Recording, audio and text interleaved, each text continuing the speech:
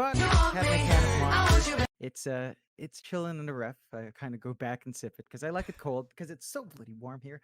But it's nice. It's the chaos flavor again.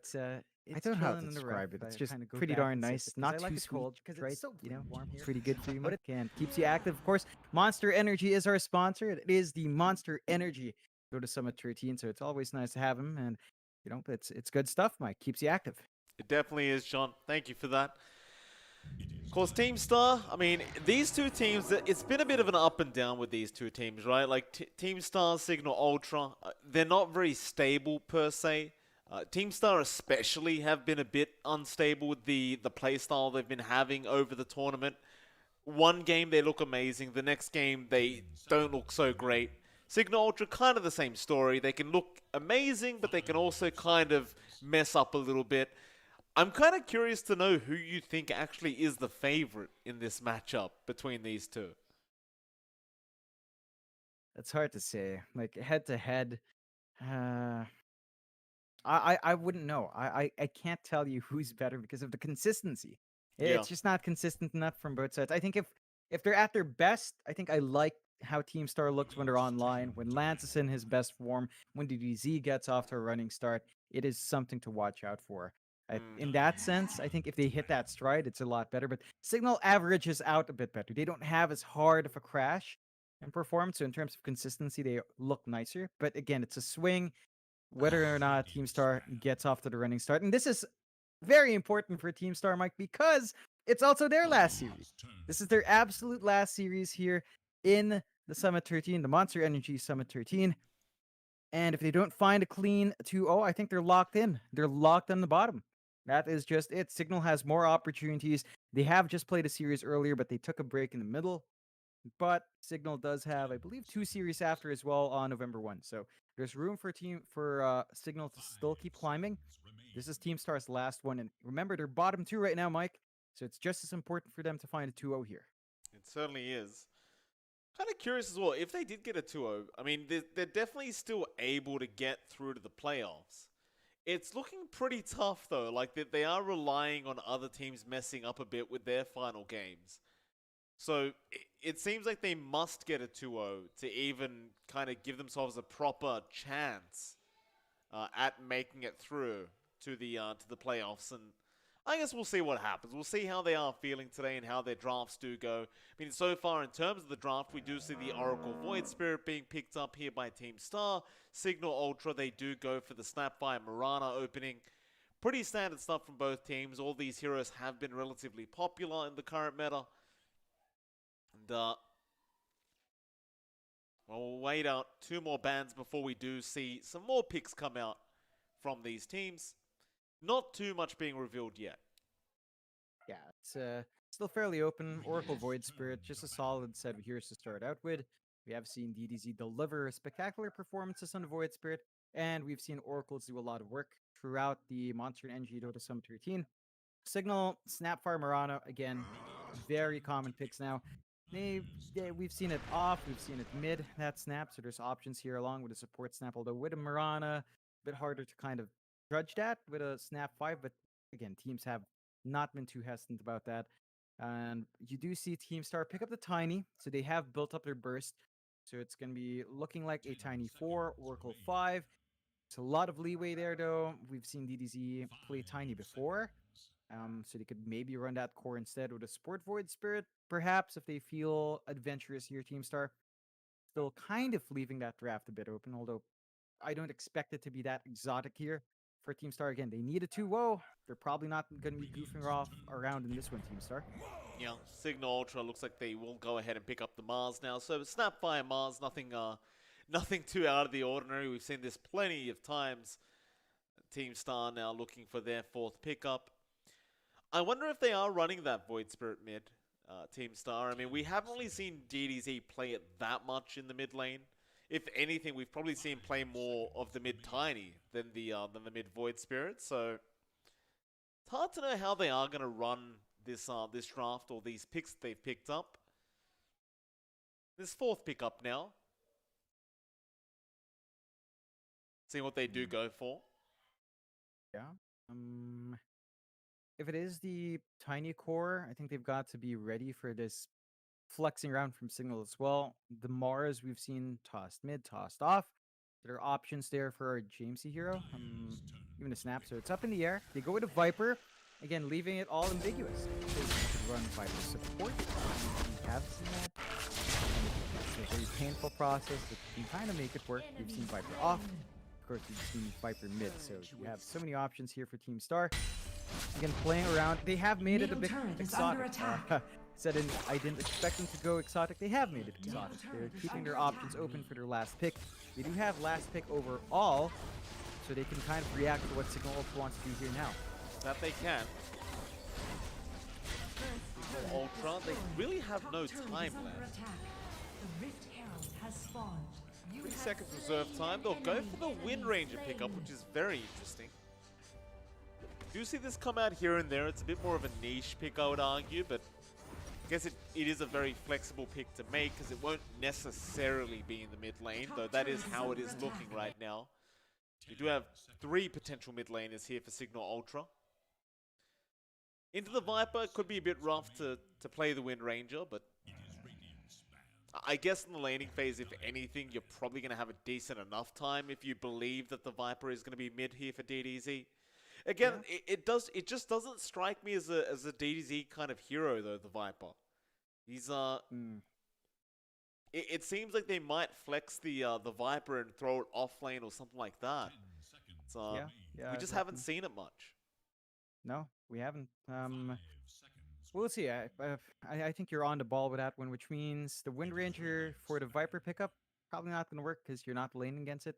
We have seen that before though. We've seen people dodge that out with a Sport Viper, and it's reminding me of yesterday's series that was Boom versus Cignal, I think. So, you know, it's this time it's Cignal's turn to pick up the Wind Ranger. They were the ones trying to run the Viper yesterday. Yeah, so they kind of saw the Viper. They're like, all right, our Wind Ranger can handle that. Pull it out. And the question is, who lanes where? I think even if you have this Void Spirit mid or Tiny mid, Wind Ranger does have a good time. So in that sense, Cignal should be locking in there, but what do they pick now? They do go for Terrorblade, so they at least have a solid core, and we haven't seen that in a while. No. Right? It just keeps staying, it's either banned or just never picked up, but it does slide through in Cignal. Terrorblade into Oracle is always a bit strange. Like if you're going for offensive swaps, you never know what the result is, but you do have options here. There is some good magic damage though from Team Star. Void Spirit, Tiny Viper can sort of melt the Terrorblade early, so I'm not sure what Cignal Ultra wants to do here. That's kind of why I was saying wow when I saw the Terrorblade. It's like they've already got the answers for the Terrorblade. So it's very intriguing kind of pick to make here for Cignal Ultra. Maybe just a comfort pick, perhaps for a bat on that TB. We'll see very, very soon. Team Star now seeing that Terrorblade should be able to just draft something for themselves that is going to be able to beat out that Terrorblade later on in the game. Would have loved to see the Morphling if you were Team Star, but they banned it up themselves before the pick came out, so you won't have that option. What else is there, Team Star? They still have a minute to really think about this and make their decision.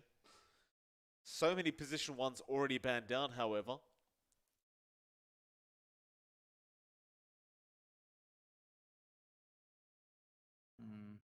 Looks like it has caught them off guard. I'd say pause one. I don't think they need to worry about it too much. Like they could just anything. Take. I think so. You've already got Void Spirit Viper Tiny to kind of handle him early on. Maybe a Sven would be decent. Yeah. Okay. All right. Very nice timing there, John. Yeah, right on the turn. Sven comes out. Be interesting. I mean, we've seen a lot of weird Sven builds as of late, I've got to say. Quite a lot of strange Sven builds. I'm wondering how Lance is going to build his Sven this game. I do hope it is the standard kind of Sven build that we're used to seeing, you know, the MOM, the Echo Saber, into the BKB and Aghanim Scepter. I don't really think you need to mess around with things like the Heaven's Harbor like in these kind of games with Sven. Although you can see the value in it up against Wind Ranger Terrorblade. Maybe it's just not necessary though. When you've got that inbuilt Dispel, when you've got this Stormhammer that's kind of broken, it just feels like you can get the damage out before even needing to pop the Heaven's Harbor anyway. So, let's see what happens. This will be game 1 of a best of 2. Yep, it's gonna be an interesting one. You get the Sven Oracle here. You've got DDZ Void Spirit. Yamate's on the Tiny. Candy Luna Viper. Now, I'm glad to see this, Mike. He does have the full set equipped, so it's not absolutely ugly. It's actually uniformly ugly. Yeah, I'd say it's even worse. It's just, like you said, it's uniform now. But that Viper set is definitely disgusting. Oh, it is. It's so like, goofy. It is. It kind of looks like that one Nyx set, but with wings. And it actually does look like a Nyx set. I believe I have like a Nyx head that looks like that head. The back, not quite, but it's such a... God, I want to swap my screen. You know, I want to crush my screen. Oh, that reminds me, Mike. How are those spiders doing, huh? I haven't found them yet, John. I was telling people in the chat before that I haven't found the spiders that were on my modem, but I found new ones, John. There's one. Wow. Yeah, there's a daddy longlegs, is what we call it in Australia. Oh, those are fine. Yeah, those aren't poisonous. They're pretty harmless. It's kind of sitting in the top corner above my front door right now. and my wife was like, "Hey, do you want to remove that?" And I'm like, "Yeah, no, it's Halloween. It's free decoration. Don't worry about it. They're not poisonous. It'll be fine. You can stay there." Yeah, they are friends. Yeah, it would be nice if you had a huntsman around, you know. Those would be really good live decorations. If a guest points, "Hey, what's that?" I'm like, "Oh, it's just decor. It's not Don't a worry live about huntsman." Then Just starts moving. Don't touch it. It's very realistic. You know, just don't go near it. Yeah, nah. Still, God, Candyloon, what is up with this? Like, so it's the Tide sets, and now it's this Viper set that comes out every time we see a Viper. So there's like 2 hideous sets, and Avat's just having a laugh about it. It's like, yeah. I'm telling you, I think what the idea is behind these these offlaners with these terrible sets is just about trolling and annoying your enemy. Because I would be very annoyed if I had to play against the Viper that looks like this as a carry. I would be infuriated. So it's.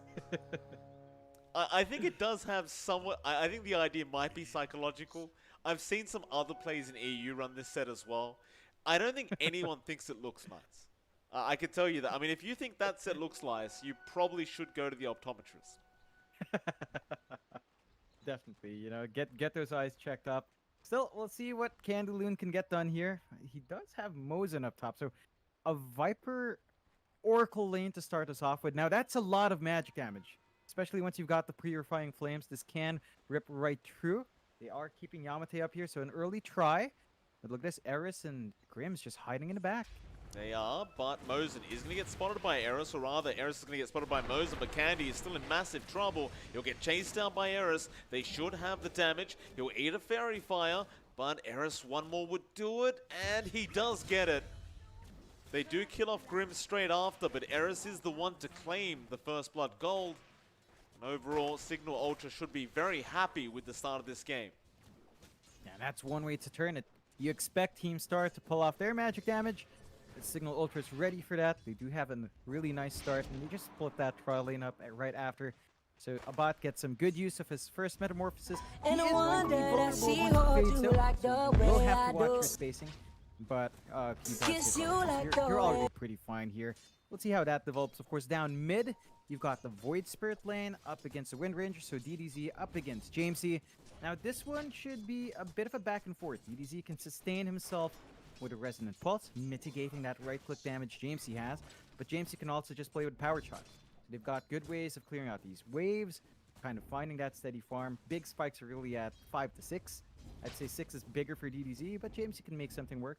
And again, relies a lot on the supports to kind of get that movement in to secure those power runes when they're up. Yeah, this is definitely going to be one of those lanes where the power runes are very important. You should have an automatic advantage if you are the Wind Ranger. Of course, with that Wind Run, you probably aren't going to be level 6 by the time that 4-minute power rune does spawn up. So Jamesy should be able to just Wind Run his way over. We'll see what these supports do. Of course, Cignal Ultra down at the bot lane. They do have Eris and Van up against Lance and Mosin. Lance actually getting a lot of damage out onto Van as the Fortune's End is going to fly out, but Lance was speared up to a tree, so he can't really chase down the Mars. He's not going to mind too much, though. His job is to farm, and that is exactly what he'll get back to. Yeah. Just been a steady lane here for Lance. 13-0, not really being slowed down here by Van. Of course, Van is also finding steady farm, so it's basically a trading lane. The key takeaway here is that Eris, if he gets some good ramp up on the EXP, and he is about to hit level 3, this is going to set him up for that rotation down mid that we talk about. So the fact that your Mirana's not feeling too pressured is the biggest part. There's not much Mosin can really do to stop that. Steady gain for Eris, and Eris is just going to be happy. I think in this kind of result, you are getting a little bit more value because of that support Mirana. You certainly are. Back over to the mid lane, Jamesy trying to really give it the way of DDZ, and I've got to give props to DDZ in this mid lane, John. He does, actually hold that thought, because bot lane, Eris is going to go down. Mosin, the one to pick up the kill, and actually does barely survive. With a slither of HP, he will be able to salve up on the Oracle and just maintain himself in the lane. But what I was saying before that happened is I've got to give props to DDZ, who every lane we see him in, he does tend to dominate. Even right now, 20-6 compared to the 14-1 of Jamesy. You'd think he might have a somewhat disadvantage up against the Wind Ranger, who has that inbuilt power shot and the Wind Run, but it's just not the case. He always seems to find himself ahead. Yeah. A bat? Really nuts. Yeah, kills off the Viper. You don't expect that one, but you have to be cautious. We've seen Viper struggle in that laning phase if they are pressed. And Yamate, you know, he's got that level 2, just hits his level 3. They've got a bit of a spike on the Tiny, but whenever that metamorphs up, a bot is pretty scary, so you have to watch your spacing. Overall, an even start 2-2. You are pulling a bit more ahead in mid, so I'd say Team Star is a little bit happier about that result here for DDZ. All they need to do now is to have DDZ get that smooth ramp up to 6, and then start to look at making plays by the time he hits level 7. That he does. Eris, bot lane again in a lot of danger, but the spear from Van is going to save into the arrow. They're going to be able to turn. They will actually kill off Lance. Eris, that was a very, very close call, but just barely gets out of there. He's actually going to be able to rotate and take the bounty runes away as well, so Star, they do lose out on quite a lot down that bot lane just from that one play. It's the one here you don't want to drop. Losing your Sven does hurt. Lance is not going to be too happy about that one. You aren't seeing the same kind of concentration up top, so the fact that you've lost your core and you haven't been able to punish a bot is always going to be tough. Now, a bot is forced to jungle early. He can't sustain the lane up against a level 3 Tiny and level 4 Viper anymore, but I don't think you mind too much. You know, he's got his 2 rate bands. He's very tanky. He can just clear these camps. And this gives Eris a lane to just soak it. Eris has been performing very nicely on this Mirana. Yeah, I did see him earlier on, and he was making quite a few plays. This leaves Van down alone at the bot lane. Allows him to get that quick level 6 up on the Mars, as he is going to need that to really start applying some kill threat onto Lance and his Sven. Lance will still be able to farm quite nicely, but Van has overtaken in last hits, at least for now. Looks like Mosin will come in and try to annoy him a little bit on the Mars, but he's going to be just fine. I think he is a bit too tanky to actually take out right now. Meanwhile, where's DDZ? What's he up to? He's got a double damage rune, and he's currently rotating through the Dire jungle, trying to maybe set himself up a kill. Looks like he's not really going to be able to find anyone, though. Still has that level 6 up, wants to go up towards the top lane now, maybe trying to pick off Eris. It seems as though they might even set up for a very early tier 1 top tower attempt, as the siege creep will be coming out. Eris is trapped in the tree line, does have another leap chance, so should just be fine. DDZ, he's still having a look around, but ultimately not going to be able to find him. Candy, he'll just get back to that tier 1 tower. He doesn't seem to mind too much. They just want the objectives quick. And they're going to find it fairly quick. No defense coming out from the side of Cignal. Looks like they are grouping down bot, though. but it's just 2 heroes. Arena being placed down. Van going after the Oracle. Mosen still alive, however. He's going to try and run away. DDZ is there to help it. Van, he couldn't finish the kill off. So they're going to turn back around on the Mars. The first Arena is going to amount to nothing. As Team Stars, they get themselves a very nice pick off onto Lance. And he does find himself on top of the net worth board now. Pretty massive win. They might find more if KMC's not careful. He's trying to run. The wind run is over now, and the shackles don't actually latch on at all. DDZ, who'll have an actual step back up in a second. He'll commit straight away with the Fortune's End coming out. There's no way out of this one.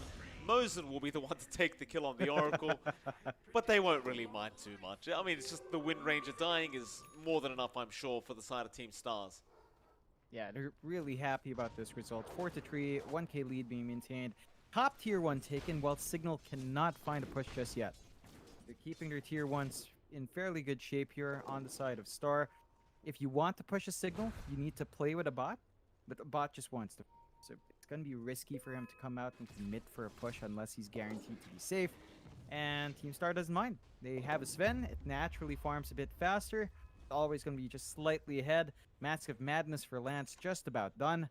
And once he has that up, that farm is just set to really escalate here. And, you know, we were doubting the Viper. Candloon's held his offlane really well. It's all down to that Terrorblade pick. Right? They pick a bot's Terrorblade. It already set for a very hard lane and a very hard game with all the magic damage here. Now they're just kind of forced to sit back and wait for a bot to farm into the Manta into a BKB. Like standard Terrorblade stuff. I think he might be a little bit concerned though, like as to what Lance is doing and how fast he's farming right now. It's not like you're necessarily going to out-farm the Sven, as he does have that inbuilt cleave to really enhance his own farming. Bot lane, Avalanche toss onto Eris, but he'll be able to leap out of there. Viper Strike not leveled up by Candyloon, so he wasn't able to just cast that and guarantee the kill. We do see this a lot from Vipers these days, where they don't bother with the value point in Viper Strike. But you do see quite a bit of the time it does cost them kills. Yeah, I think the missed opportunity cost is kind of compensated by how fast you can farm with Nether Toxin. Right, so Candyloon can just shove these waves out forever, no commitment at all. He can clear out camps as well when he's got the opportunity. You sacrifice maybe 1 or 2 kills from that time that you don't level it, but by the time you hit 8, as Candyloon does get the spare point, and you're kind of fine. Like, you miss a kill or 2, but you get so many more camps. I think that does kind of actually balance it out a bit in the end for the Viper. Still, you know, it's very tenuous game right now. Less than 1k lead for Team Star. They are finding a good start, as we've talked about on Lance, but a bot is not lagging too far behind. They still haven't found a kill on this Terrorblade, and that's the biggest issue here for Star. They just have not kept good track of that jungle. They're allowing a bot to just find his free farm. They are.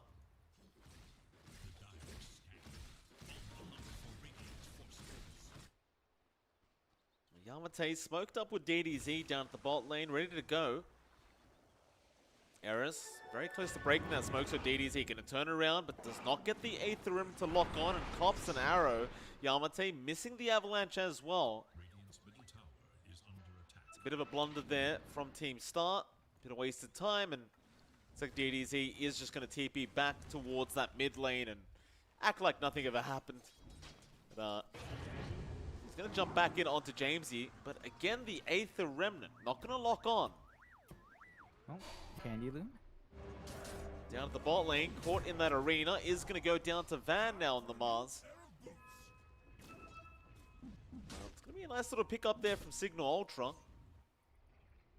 Team Star, Yeah. I mean, they've got this draft that does really want to try and get these kills going across the map, but we've seen a couple times now, they've just not been able to secure these kills, and it's not really going to spell great news for them if this keeps up.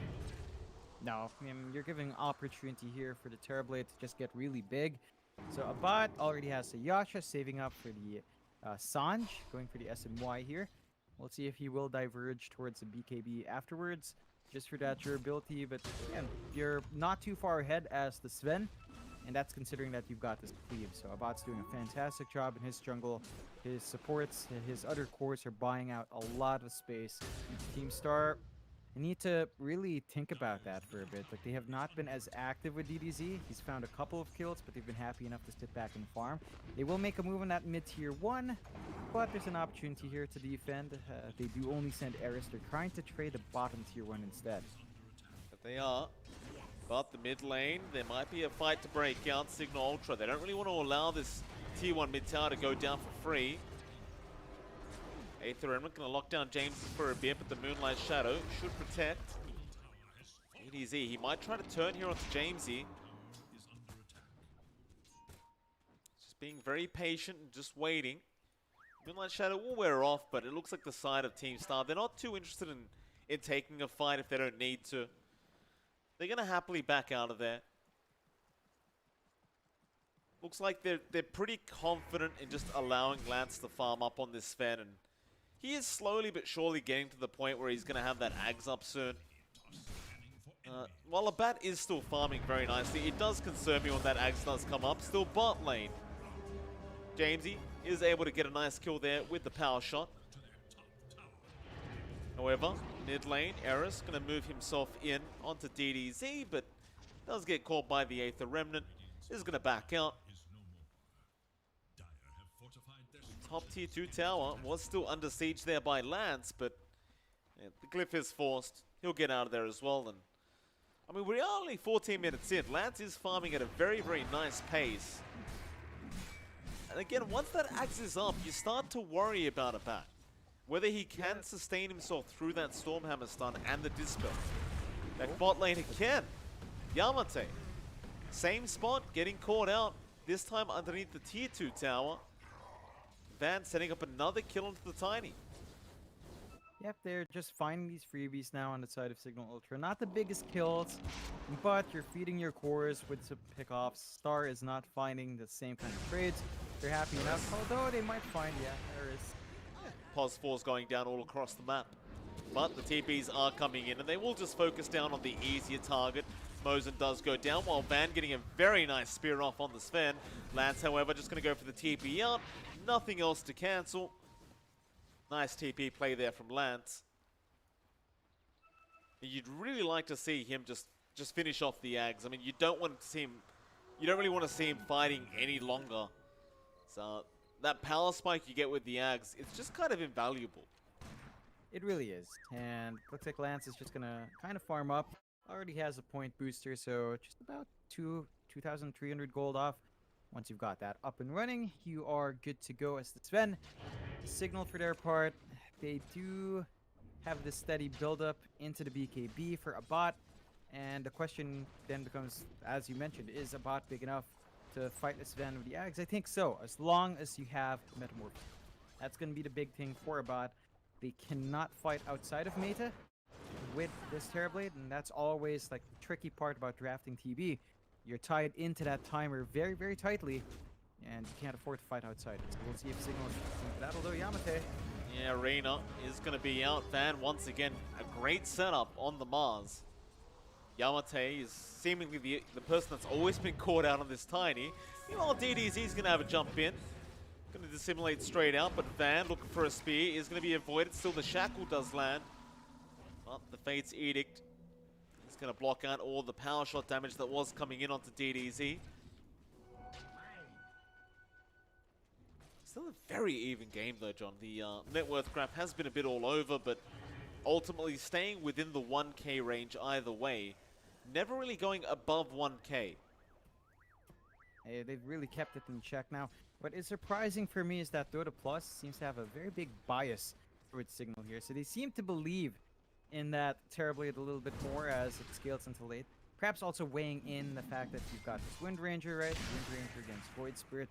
The Void Spirit does turn into more of a utility core with his hags, whereas the Wind Ranger does become a pure damage dealer. So, yes, it's kind of putting that in account. You do have options here for the Snapfire down the line to kind of scale as well, but that we're talking way far in. So far, even as it is, Cignal is kind of hanging in nice. I think I'd like to see more activity from Star. Again, once this Ag is up on Lance, They need to start making some plays happen, and they will. Yamate, Avalanche toss, but he's just so weak right now. He's missed his spike. Still DDZ is going to come in with the Aether Remnant, and it does catch out the Snapfire, so Grims will die. I suppose that might be part of the concern here from Dota Plus, is the fact that Yamate, he just got the blink up, and we're 17 minutes in. You saw how much damage he did with the Avalanche toss. It really wasn't that much, and that was on the Snapfire. Yeah, take what you can get in the Yules is going to be out. Bit of a miscommunication there from DDZ and Yamate, but it won't matter. They do manage to get the kill. Lance is going to be about 70 gold off now of that Aghanim Scepter. Make it 19 gold, in fact. Suppose it's going to be go time straight after that. So he does buy it out now. Spike. Now, if you want him to kind of play with that now, just instantly chopping people down with the Echo Saber into the hammer. Going to be a lot of damage to deal with. Cignal don't quite have that spike lined up. Abat is just about 50 gold off the BKB, so you're going to line up this Ags with the BKB for Terrorblade, but they should be able to get a free tower here. Eris TPs. It's not like the Miran can do anything solo here. DDZ actually top lane. He kills off James here. Activated the DD rune, and Yamate was there to help out. It's like Cignal Ultra. TP down to the bot lane, and looks like they want to try and make a play happen.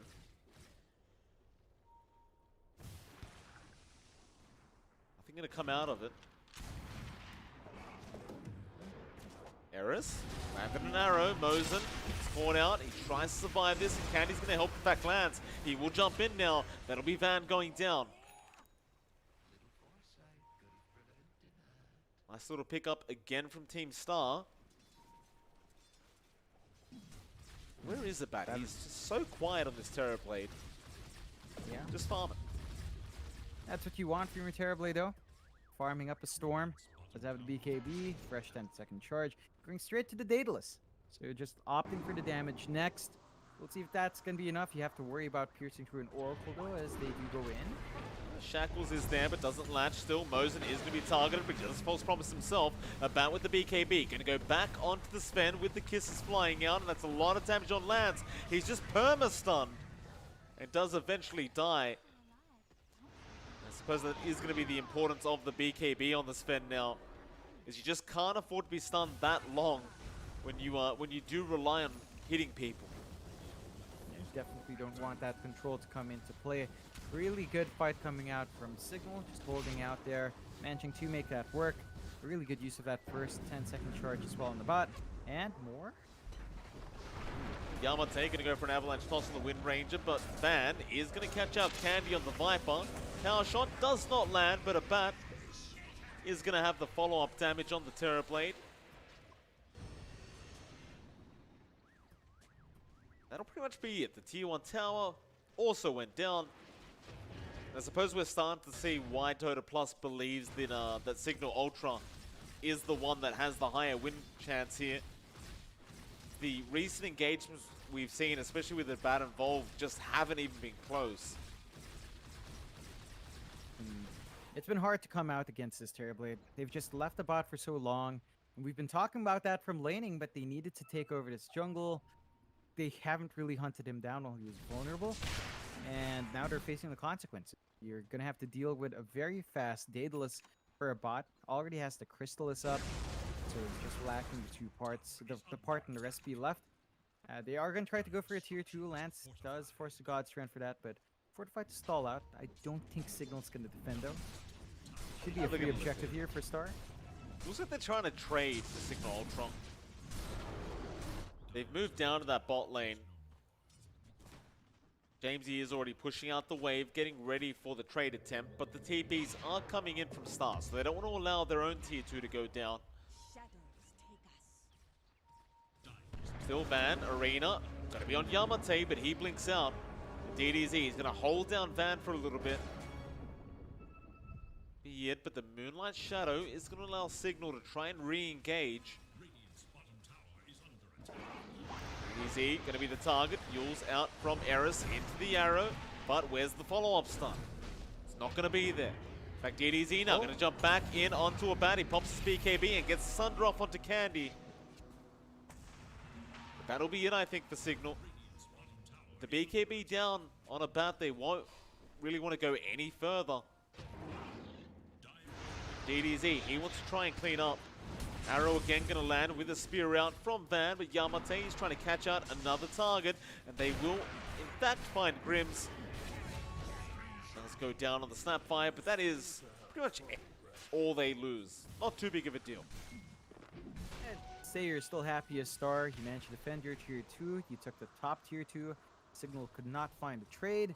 They did have to pop the 9-second charge on a bot this time around, so they didn't manage to get anything done with that. And they're going to be forced to wait out for these next item picks up. So Star, finding a bit of ground here to play with, are saving up for Lance's BKB, still hitting some major strides. The Ags as well for DDZ, just about 500 gold off.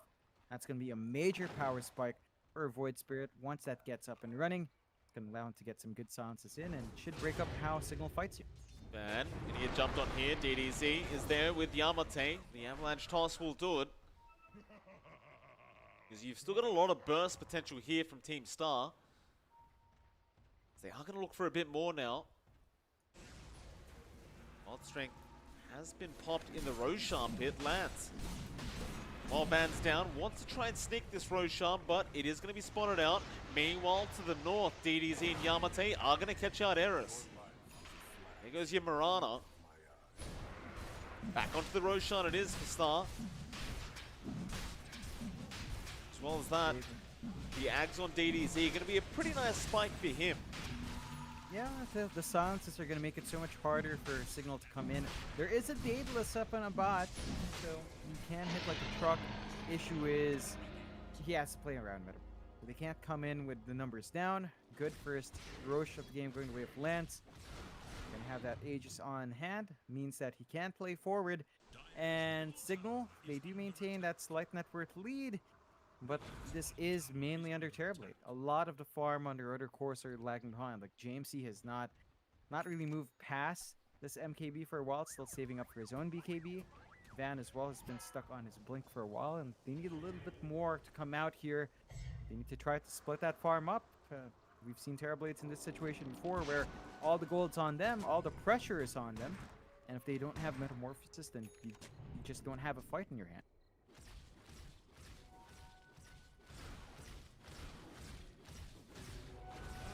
A slow game from these two, just been very farm orientated. Top lane, Lance. We'll try and go on to Eris, but of course he just leaps out. Looks like the side of Cignal now want to go for a fight. Onto Mosin Van goes with the arena. Arrow is going to follow up and stun Mosin up, but they don't have the damage output yet. But a bat, he does come in now onto DDZ, but they've already lost Jamesy on that Wind Ranger. Still DDZ copping a lot of damage, but he's making a run, and a bat is just tunnel vision on this Void Spirit. Everyone's tying around him though. Yamate is going after Eris. Meanwhile, DDZ has still bought so much time for his team. Will go back onto the Terrorblade now. Mosin gets the Fortune's End off. Lance gets the Stormhammer in. And well, a bat is a bit of a sitting duck. He tries to turn onto DDZ, but he does get away. Yamate is still keeping tabs on Grims. Oh, he's cookied, but it's not to the low ground. Oh, mess of a team fight there for Cignal Ultron. A bat, he really wanted that kill on the Void Spirit. Just did not get it. He was blocked by a creep. He was trying to run forward, but he was literally blocked by a creep. He didn't sidestep. He didn't. That costed him so much. If he just took a step in front of that creep that was chasing, or if he just denied that creep, he would have found that kill a lot faster. Maybe help out his teammates. But costly fight for Cignal in the end. Team Star is going to be dancing about that. Very good engagement for them. They still hold on to the Aegis, and they've still got about 2.5 minutes on that Aegis. So Lance is in a very secure spot. He is saving up now for his MKB, and your Sven is just growing bigger and bigger. Cignal, they need to find a way to start these fights. Their best bet is the arena, but Van has not been on point. He's catching the back line on one side, but Cignal forces the fight on the other side. There needs to be some coordination here in the execution of Cignal Ultra's team fight.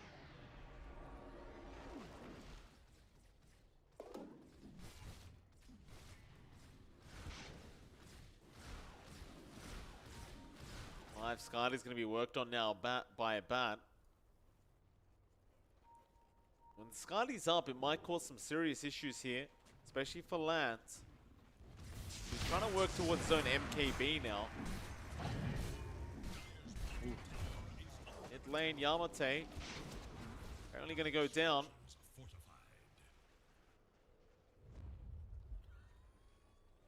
They will smoke up as well down to the bot lane. Could be a bit scary into those BKBs. They've got watch that usage here.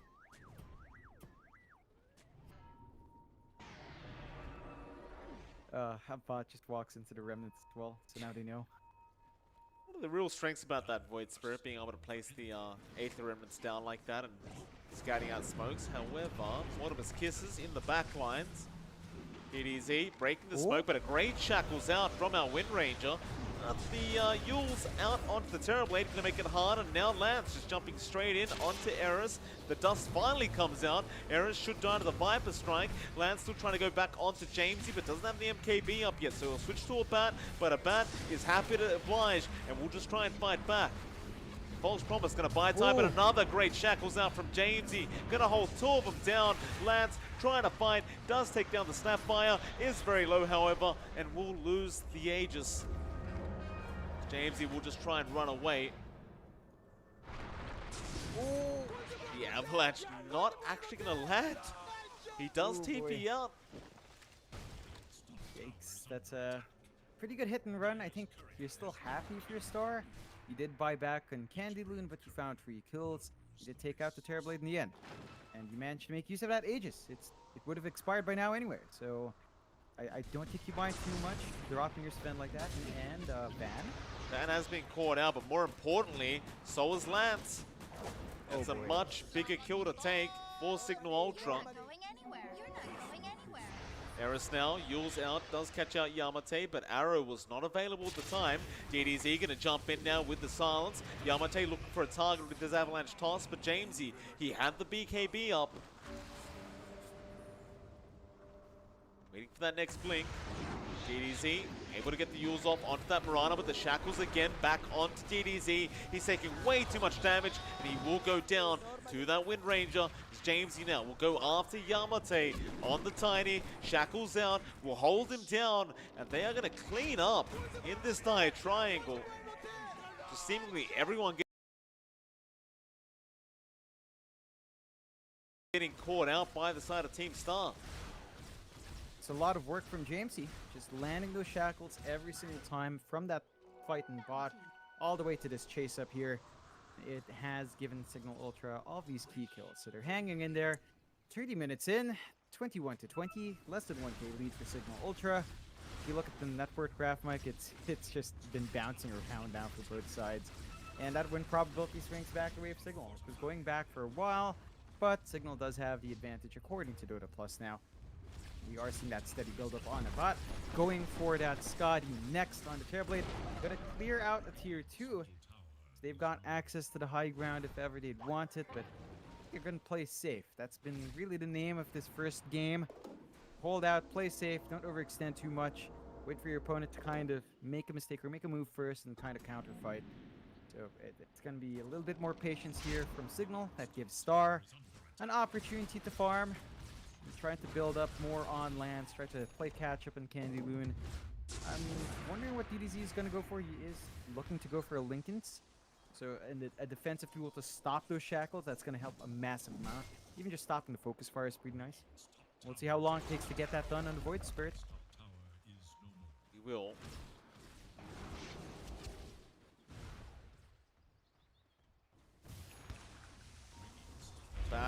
He's going to pop the meta. He's going to go after that tier 2 tower. I have Scotty up now on the Terrorblade. Hit the Remnant. Going to hold down a bat. There's your silence out. see Yamate, he's waiting for the right opportunity to try and jump in, and he will go now, but the BKB is going to be out from our TB. It looks like the Yules is going to be there on the Tiny, so they'll focus on somebody else. It's going to be Lance. He gets a false promise out early. He needs some help, though. Lance is going to go onto the TB. The Sunder is not going to be there in time. They do get a bat. That is the main target they wanted. Lance, however, does die to Jamesy.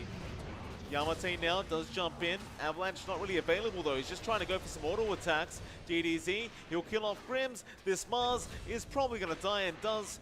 Van does go down. Eris will TP out. He is the only survivor for Cignal Ultra. So Team Star cleaning them up. It's always these messy back and forths, this time favoring Star, and Cignal now gonna have to go back to the drawing board a bit. Now for Star, there's not much on the map they can take. There's no Roche just yet. It's gonna be about 40 seconds. They do have maybe the mid tower they could try to shove, but they are all a bit too far out to kind of converge there. So they're gonna have to sit back and wait. This is an opportunity for them to farm up. Not as nice as it could have been. You know, when you lose Lance, you're not winning as hard as you want, and you just don't really maximize it as much. So Cignal's still going to be somewhat okay. Still not too pleased, although DDZ. He's going to try and go onto that Mirana. Let's get one silence off. Eris going to hold out. Does go down. DDZ. Very active on that Void Spirit. And Worth lead the way of Team Star now, and we are approaching that 35-minute mark now. Looks like Grims does have his own Aghanim Scepter on the Snapfire. So more initiation for Cignal Ultra. Just such a back and forth game. Star are going to commit for the Roche. They've got an E-Blade up on her Viper, so Candy Loon went for the Guardian Greaves E-Blade build, although gobble up scouting here. Yeah, it does.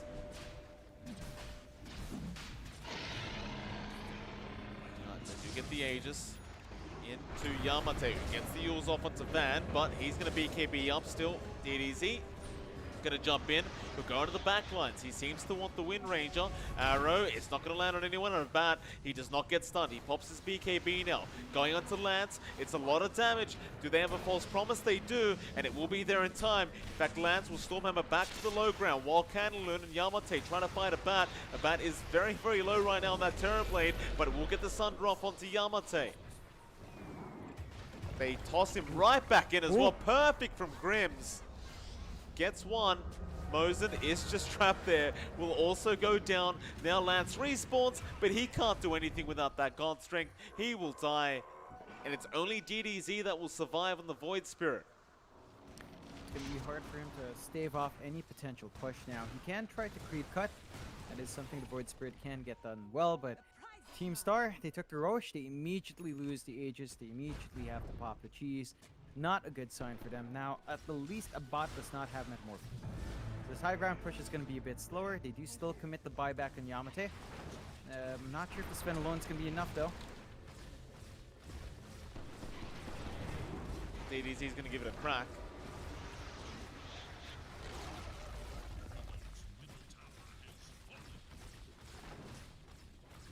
Bad. Midrax going to go down fairly quickly. He's still got plenty of time for a secondary if he wants to go up towards that top lane. The DDZ is trying to make it as hard as humanly possible, and Yamate gets a nice toss back on Jamesy, but he's going to run. They got the arrow on Yamate. False promise is going to be there, however. That'll mean Yamate does survive, or DDZ does go after a bat, but he does BKB TP away. They only have the option for Grims. Arena going to be dropped. Van will jump back in onto Yamate and the Tiny. Getting low, but DDZ once again trying to help out. Does get the Aether Remnant onto Van, but he has to be careful because Jamesy is around the corner, ready to help whenever. Grims, meanwhile, on the high ground for some reason, is going to get avalanche tossed, but DDZ is going to get caught out. Does go down, but he does have buyback just in case he needs it. You're really happy now for your Cignal. You take a set of racks. Did force out the buyback on the Tiny earlier on. You managed to really hold out there. You're in a good spot now. Satanic's just about to be finished up in the bot. So your Terrorblade is really starting to take over here. 5k ahead of that Sven. They can easily look to swing towards bot or towards top. We even got a Princess Knife. It's perfection here for Cignal. Everything they could ask for on demand, and they are hitting that point where they're scaling. Like our draft here from Star, Candyman's Viper. We talked about this a couple of times, but it does taper off, and it does feel like it has. Like this shotgun is not bursting down anyone. It's really just preventing someone from dying. So it's like a stall item here, the defensive tool. It's not been doing enough. And even DDZ, he's trying his best. He's got the Ags. He's queuing up Divine. He's just wanting to go for damage now. They are having issues burning down these heroes on Cignal Ultra's side. It's just not coming out from Lance. Like, he doesn't have a Daedalus. He has the MKB. He's going straight for a Silver Edge, which still won't help with his damage issues. So I think that's going to be a consistent issue for Team Star until something comes out. Bottom lane, Grims being caught out, but Eris is going to be there with the Yules. Gobble up out as well from Grims into the Cookie. Still in a lot of danger. He's going to try for the TP. Plate is definitely not going to make it out. It's going to go down.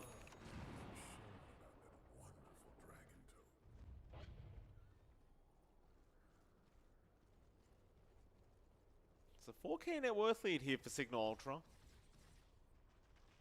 It's It's pretty much it, though. not Like, as much. it still not as feels like it big. could go either way, right? Like, it's just one of those games. 5k at 39 here in 40 minutes is it's not significant. We're talking about maybe one major item on your big core. Jamesy getting caught out again, this time on the Wind Ranger. Yep, it's a small plays like that you can punish here for Star. So they drag that down to 3k again, very even across the board. This is going to stall out seemingly into the next rush. Neither side is confident enough to force bigger engagements. There are still objectives for Team Star to look for outside the high ground. They're not able to really transition to a big high ground play despite having this long respawn on JMZ. They should be able to at least take a tier 2. They are partially smoked. They re-smoke as well. Really want to find something here with a numbers advantage. That they do. They kind of have to, just based off how this game's gone. Oh, Lance, what are you doing? What? Why? His smoke didn't pop. Yeah, maybe just a quick reaction. He was probably just came out of the fog of war and just didn't realize he was still smoked. I mean, it is one of those things, though, right? Like, it's like, you know, you probably shouldn't fall for that. No. I think Mosin was in front. That's the thing. I think the Oracle spotted the illusion. Unless they're not communicating. I suppose it's not a big matter. They're not going to force a fight now. The respawn for James, he's going to be up. So Cignal might be looking to make a play. Roshan is still 2 minutes out until we find out how long the actual respawn will be. And we'll see if the teams will be able to kind of scout that out together at the same time. Team Star, despite being a racks behind, are still holding out well. They've caught back up in farm. 2k gap now is all that remains between them and Cignal. DDZ still has the Divine queued up. They might just be looking for the straight buyout and on the Divine to fix their damage issues. Silver Edge is still being built up here by Lance. Candy Loon is going for that Lotus Orb for utility. So that's probably what we'll be seeing next, but Cignal, they might be looking at the high ground now with their full lineup here. Gonna give it a shot.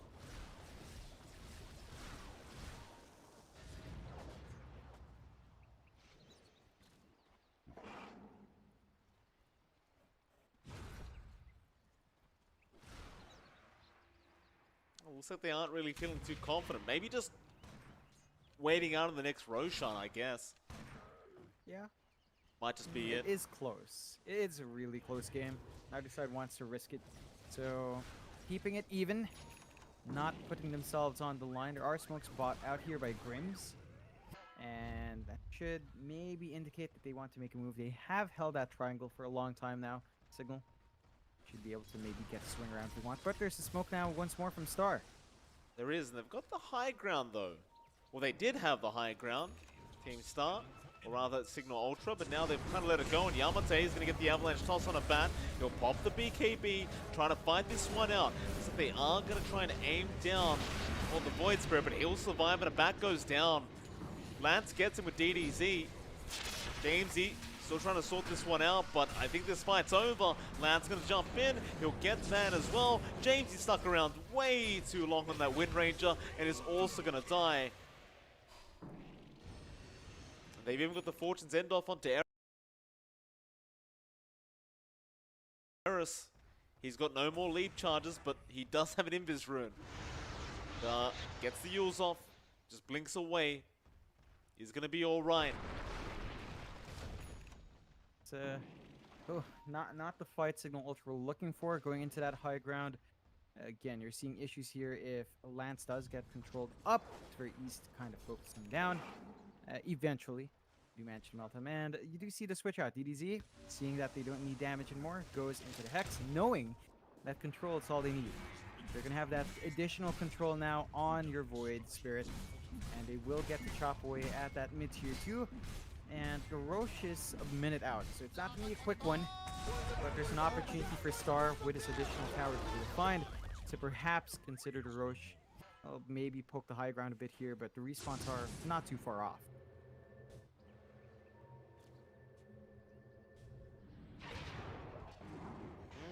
DDZ, bot lane, has caught out Eris, does have a Scythe of Vice up, so can hex him up with the follow-up silence again, but Eris have one leap charge. Arrow did land as well.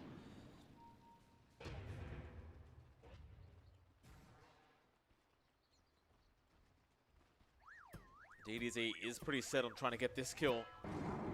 He's committed. Jules is there from Yamate, or it was from somebody, but DDZ gonna be able to get the kill. That Roshan is 5 seconds away from spawning up, so they are going to have some decent timing here with Mosin walking in. He does scout it out as well. You'd imagine Team Star do just rush the Roshan now while they have a chance. Really shouldn't take too long either with Lance around. So it seems like he's not going to pop the God Strength for it.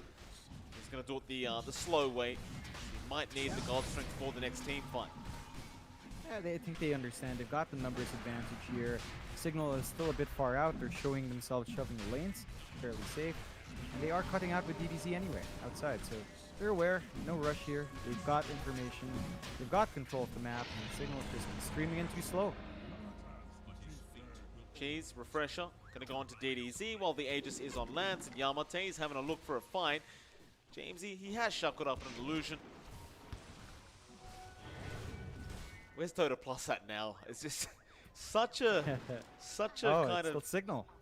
It's still Cignal. I mean, they've got this huge Terrorblade, who's now working towards an Aghanim Scepter, by the way, John.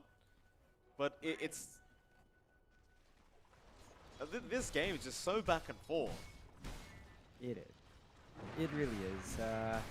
And there's enough here for our Terrorblade to straight out buy out the Ags, but it looks like they are holding for buybacks now. Even you're at the point where even your Sport Mirana has this Nullifier. So we're that far into the game. It's going to be an interesting back and forth. Still a 4K lead held by Star, but 4K at 45 minutes. Definitely not as much as it would have been minutes ago. And Jamesy tried for a Shackle, but doesn't quite latch. They are going to need to play on the edge now. It's just small advantages you can find now is what it boils down to, and who gets to jump who first.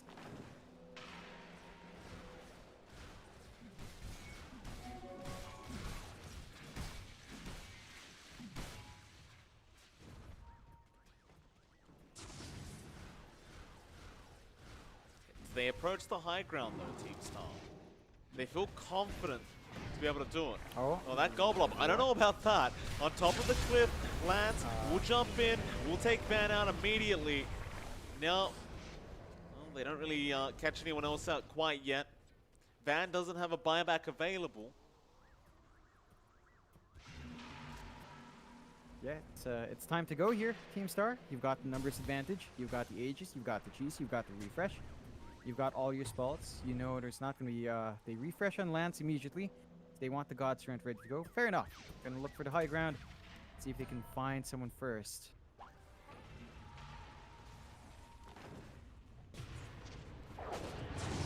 DDC going to jump in with the silence, and the Stormhammer going to dispel the Yules. What a balanced hero. DDC going to go in onto the Terrorblade of Bat. He is going to survive. Has the Sunder, but the Lincolns was there on Lance. He'll turn back around now, knowing he doesn't have a secondary life, but he doesn't have the damage. Lance. He'll respawn with the Aegis. He did not use Gaunt Strength. He'll have it for this life.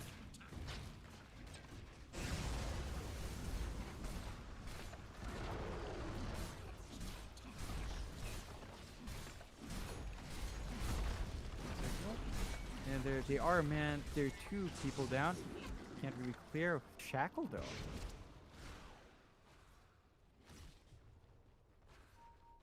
That's pretty much it though. They're just another Rax. Time to back off. Now I'm wondering, Mike, how long till the next Rax, huh? It's been very patient for both teams, working away on these objectives. Although, yeah, Yamate gonna get hit by the Gobble Up and is probably gonna die, and does. Jamesy able to take the kill. it's, they've left the gem on the deck though. It's an Have they? interesting. Oh, spot. Yeah, they have. they have Just 2. there.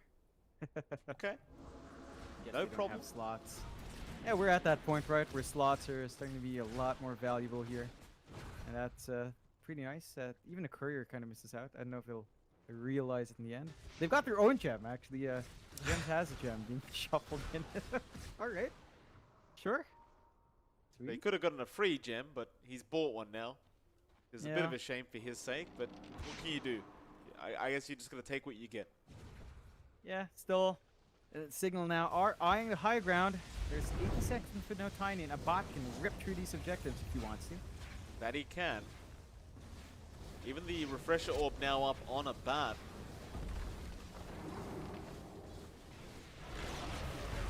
DDZ, he's going to jump in, gets the Scythe of Vice off, but was that the Prince's Knife? No, it was the Scythe of Vice. The Aghanim Scepter now up on the Wind Ranger.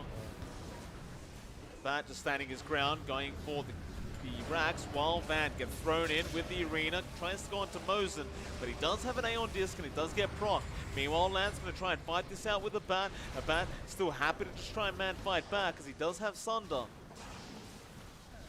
Here comes Lance being, well, that's why you don't really go for the Mirana, because she can leap away like that. Still, he does have buyback. Eris is actually going to buy back on the Mirana. He has to defend the base, it seems like. As Lance will buy back now on the Sven. Mosin is being chased down, but will survive thanks to the false promise. Now the jump in on the Wind Ranger, they do kill her off.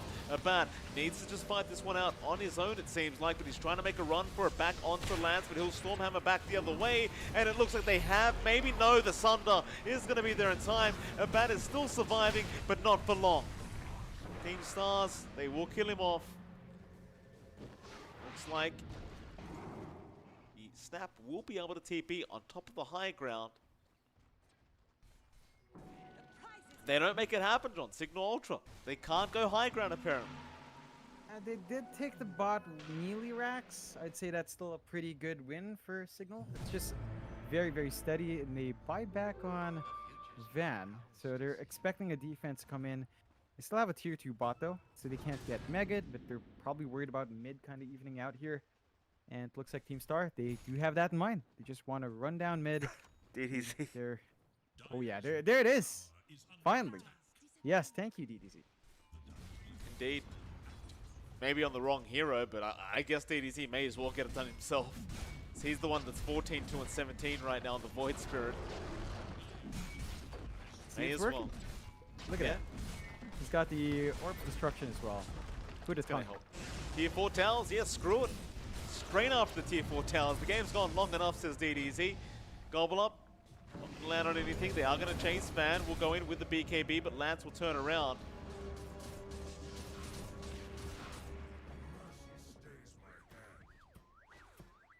Yeah, it's a safe play here. Star just pulls back. Don't want to flex that Divine too much. Looks like for now it's just a pushing Divine, which is fair. Cignal, they did buy back on a bot, so they're in a very risky spot now. If a bot is in the wrong spot, that could just be game. They've got to watch their positioning. They are now 22k behind, and Team Star must be feeling confident. They just need to be a bit cautious with DDZ. He is fairly big. He hasn't died in a very long time. But if he does die, then you lose a Divine and a Terrorblade, or even a Wind Ranger with Divine, or even a even a Mars with Divine. That is a very scary prospect. Absolutely.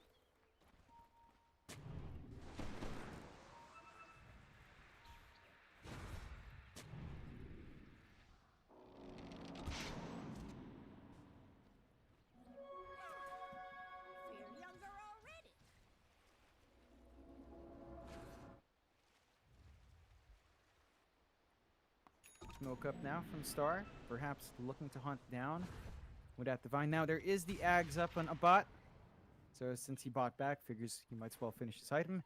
That Fear is going to be nice in the Metamorphosis. We'll see if it's going to make a big difference, but Star, they don't really have the best info. So the smoke, it is a bit blind here.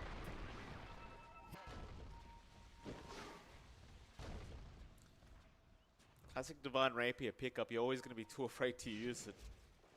One of those things that it just makes you play a bit more cautiously, right? Yeah. As it Wake does. up again.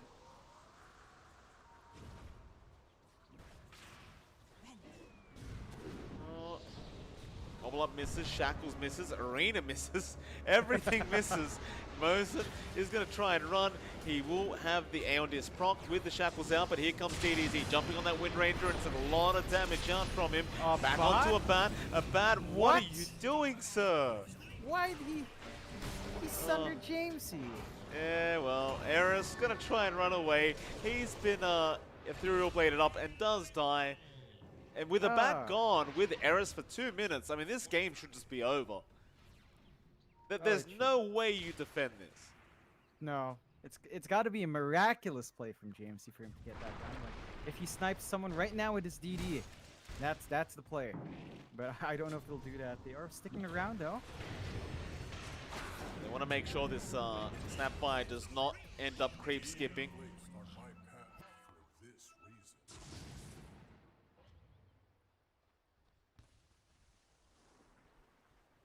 Ban. This should be the high ground. The pinks are coming through. I mean, it's a 2v5 with the Divine Rapier on your Void Sprint and a 26k net worth lead. Yep. 3v5. They should go. Lands. Come on. Gonna get caught. Has the false promise out from the Oracle. And of course, DDZ just really wreaking havoc with this Divine Rapier. James, you're gonna be forced to BKB and run. He's gonna try and buy time. E4 towers down. DDZ wants to play around in the fountain apparently. Is going to go for a bit of a dive. Kills off Jamesy. Onto the Snapfire. They'll probably kill off him as well. Slants is in there. Grims is going to die. Back to the Ancient. It does go down. And there we have it. Game 1 of this best of 2 at 55.5 minutes will go the way of Team Stars. Yeah, it was a back and forth game for a long time. It was rather even across both teams, but Team Star does hold out in the end.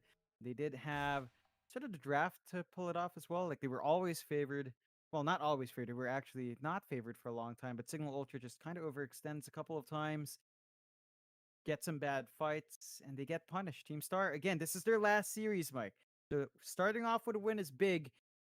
If they can clean this one 2-0, they might be able to kind of drag themselves up there and hold on. But they have to find that win as well in game number 2. With that, we do move on to game number 2 in about 10 minutes or so. It's MLP Dota and Jonix Fire. We'll see you all again very soon for the final game of the night.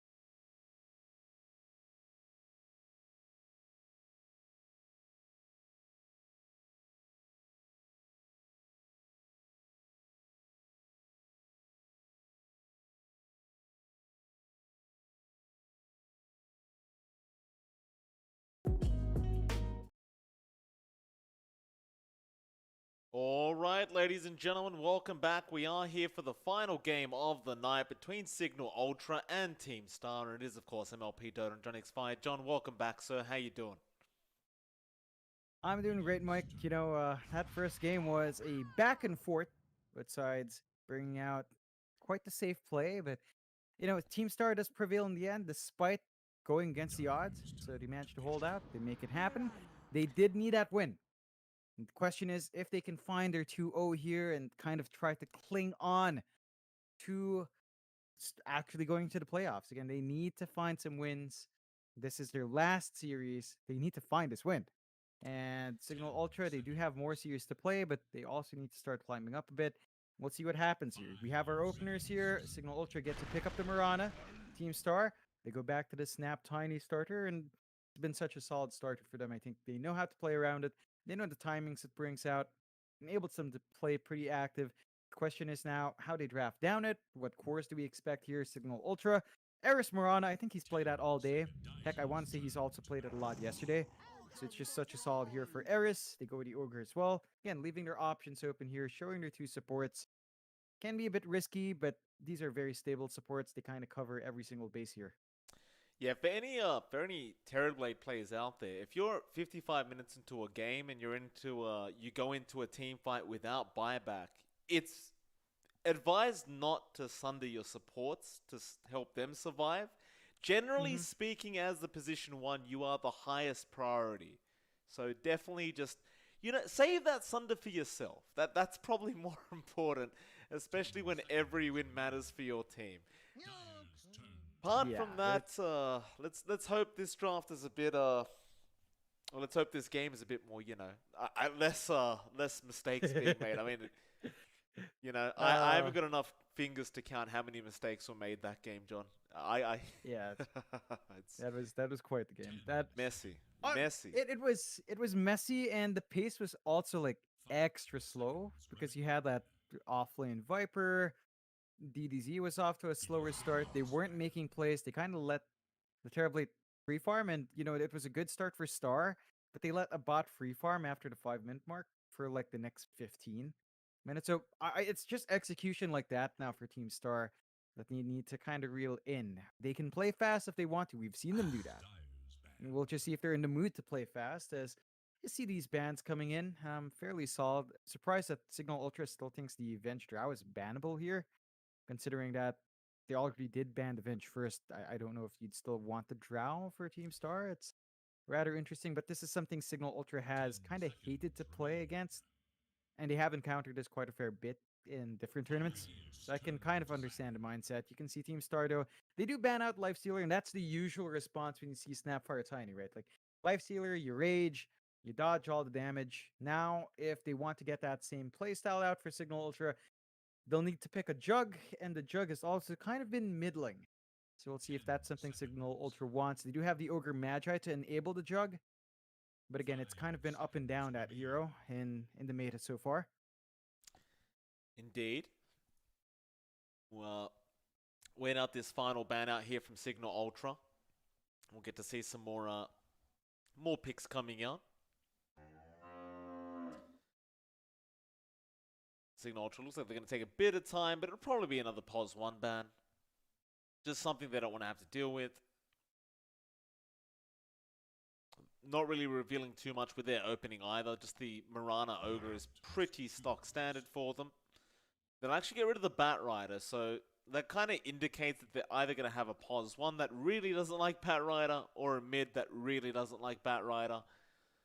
Either one. I mean, they might actually go back to the Terrorblade, just judging by that Bat Rider pick, but the Bat Rider ban. But there's so many cores that just don't want to play up against the Bat Rider, so it can be a little bit hard to narrow it down. Every time you say a Bat Rider, I just think of a bat driving like like a grab or something. A Bat Rider. Just That would make him a rider, a Bat Rider. Signal Ultra there. Don't talk to me about a bat right now. I've got that Sunder in my head. Signal Ultra, their third pickup. I mean, if they were scared of the Bat Rider, they could go for the Jug here. They go with the Slardar first, so open pick. We've seen it mid once. Of course, usually on the off lane, but we've seen it mid once. We know it's a mid hero from, I don't know what I want to say, 6.7 and all the way back. So Yep. from there till Dota 1, I think that's the timing of it. Or maybe 6.4. I'm not sure anymore how far back that was. Feels like a really long time, but it's a possibility bearer for Cignal if they want. Also opens up a PA pick. Although PA into Snap Tiny is a bit risky. Magic Burst is pretty potent against it, so we'll see what the game plan is for Cignal. That could also just set up for, again, another Jug play. You've got the Ogre Magi, Corrosive Haze, Jug can play with that. Kind of opens up that lineup. Team Star now, they see the Slaughter. They should know that it's all about probably a physical damage core coming in. They could look at picking up an offlaner that works well against it. The Tide Hunters slide through here. So you can take that to kind of lane against. It is hellish to kind of try to harass out. Gives you a good team fight with the kisses as well, but they go with a troll first. Now, this is Okay. something Lance is very comfy on, and he can be a bit more active on. So I actually do like this for Team Star. You do not have natural troll combos here, though, Mike. No Oracle, no Chen, no Burst healing coming through. So the troll might be a bit on edge there. So it's not going to be as safe as when you have the Oracle, but there's a pretty good pace here for Team Star. We'll see whether or not Lance will go back to the Battle of Fury or opt for something like the S and Y here. Oh, new hero popping up, a Razor comes out, and I mean that's one hero that really enjoys playing up against heroes like the Troll. Just Static Link does tend to destroy the Troll quite a bit, so we'll see what they do to deal with it. I mean, you do have the toss back on the Tiny, so that's one way to kind of break the Static Link. If you do manage to get in range and get the toss off on the Razor or the Troll, either one is, you're still going to break the link either way if you just toss them away. Team Star, they do go for the Quap, so that should be DDZ's hero. I guess that just covers the bases, right? Because that Razor is more than likely going to be mid. Even if it was the Slaughter mid, the Queen of Pain kind of deals with both of them quite easily. You aren't going to mind either way. Yeah, definitely. I think it's a solid pickup for the Quap. And what I'm interested in seeing is just exactly how far Cignal will want to play these musical lanes. I think they will aim for a Razor versus Troll lane. So I think they want the offlane Razor in this game. They might just, they might just flex the Slaughter mid, which again, the Quap doesn't mind too much, but you really just want to make this hellish for the Troll. So I can foresee a Van Razor here. Really depends on what they do pick out last, though, as they are kind of lacking big team fight. Like, you basically have Slitherin Crush, and that's it here for Cignal Ultra in terms of control. There's some room for Team Star to still draft that in their offlane. Looks like Cignal Ultra might be expecting this to be an offlane Quap, as they are banning mid pickups here. They ban the Invoker first.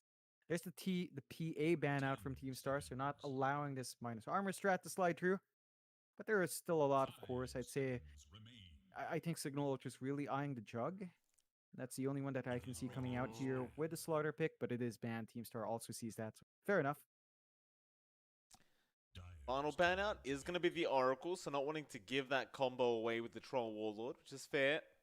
Team Star, final pickup. It does seem like they are lacking an offlane pick. Potentially. They have over a minute to think about it with that reserve time if they so wish. 5 seconds. I mean, I like the Oracle ban from Cignal. Looks like they might have suspected that it would have been an offlane snap. You have room for the Oracle Troll combo. So Team Star could have opted for that sneaky pick. Now they've got to think a bit harder. I'd say a Tide is still really good here. If it's not been banned, it hasn't. The Tide would be really good. Just give you Ravage, play with the Kisses afterwards, gives you good control, good team fight, and it will mess whatever physical core Cignal Ultra wants. Now, it's not amazing against Razor. If they do end up just trying to match that up, can be iffy, but I think the team fight potential is too darn good to pass up. You need something to tie in with your snap here. You basically have nothing to hold people down here to get the maximum effect from those kisses. So something to hold would be good. They are thinking heavily about this. Radiant's turn to pick. No, Nature's Prophet comes out, interestingly enough. Something we used to see Team Star run, I believe it was BTS Pro Series 3. We saw them running this quite a lot. Does pop out again. It is quite flexible as well. 10 seconds. See how they do lane these heroes and where they're going to put this profit. I guess it does open up the mid lane a bit as well, right? Because now you can switch the Quap out if you feel like you need to. Cignal Ultra are going to go for an Underlord pickup as well. So it seems like a very mid-game orientated lineup here for Cignal Ultra. Jamesy on the mid Underlord. Abat is going to take the Pos 1 Razor. And Van will be on the off-lane Slaughter. It looks like Team Star haven't really decided what they want yet in terms of their lanes, apart from Lance, who is going to play the Pos 1 Troll.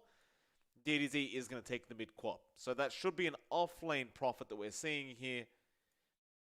Unless it's like an off-lane Snapfire Pos 5 profit, but I highly doubt that.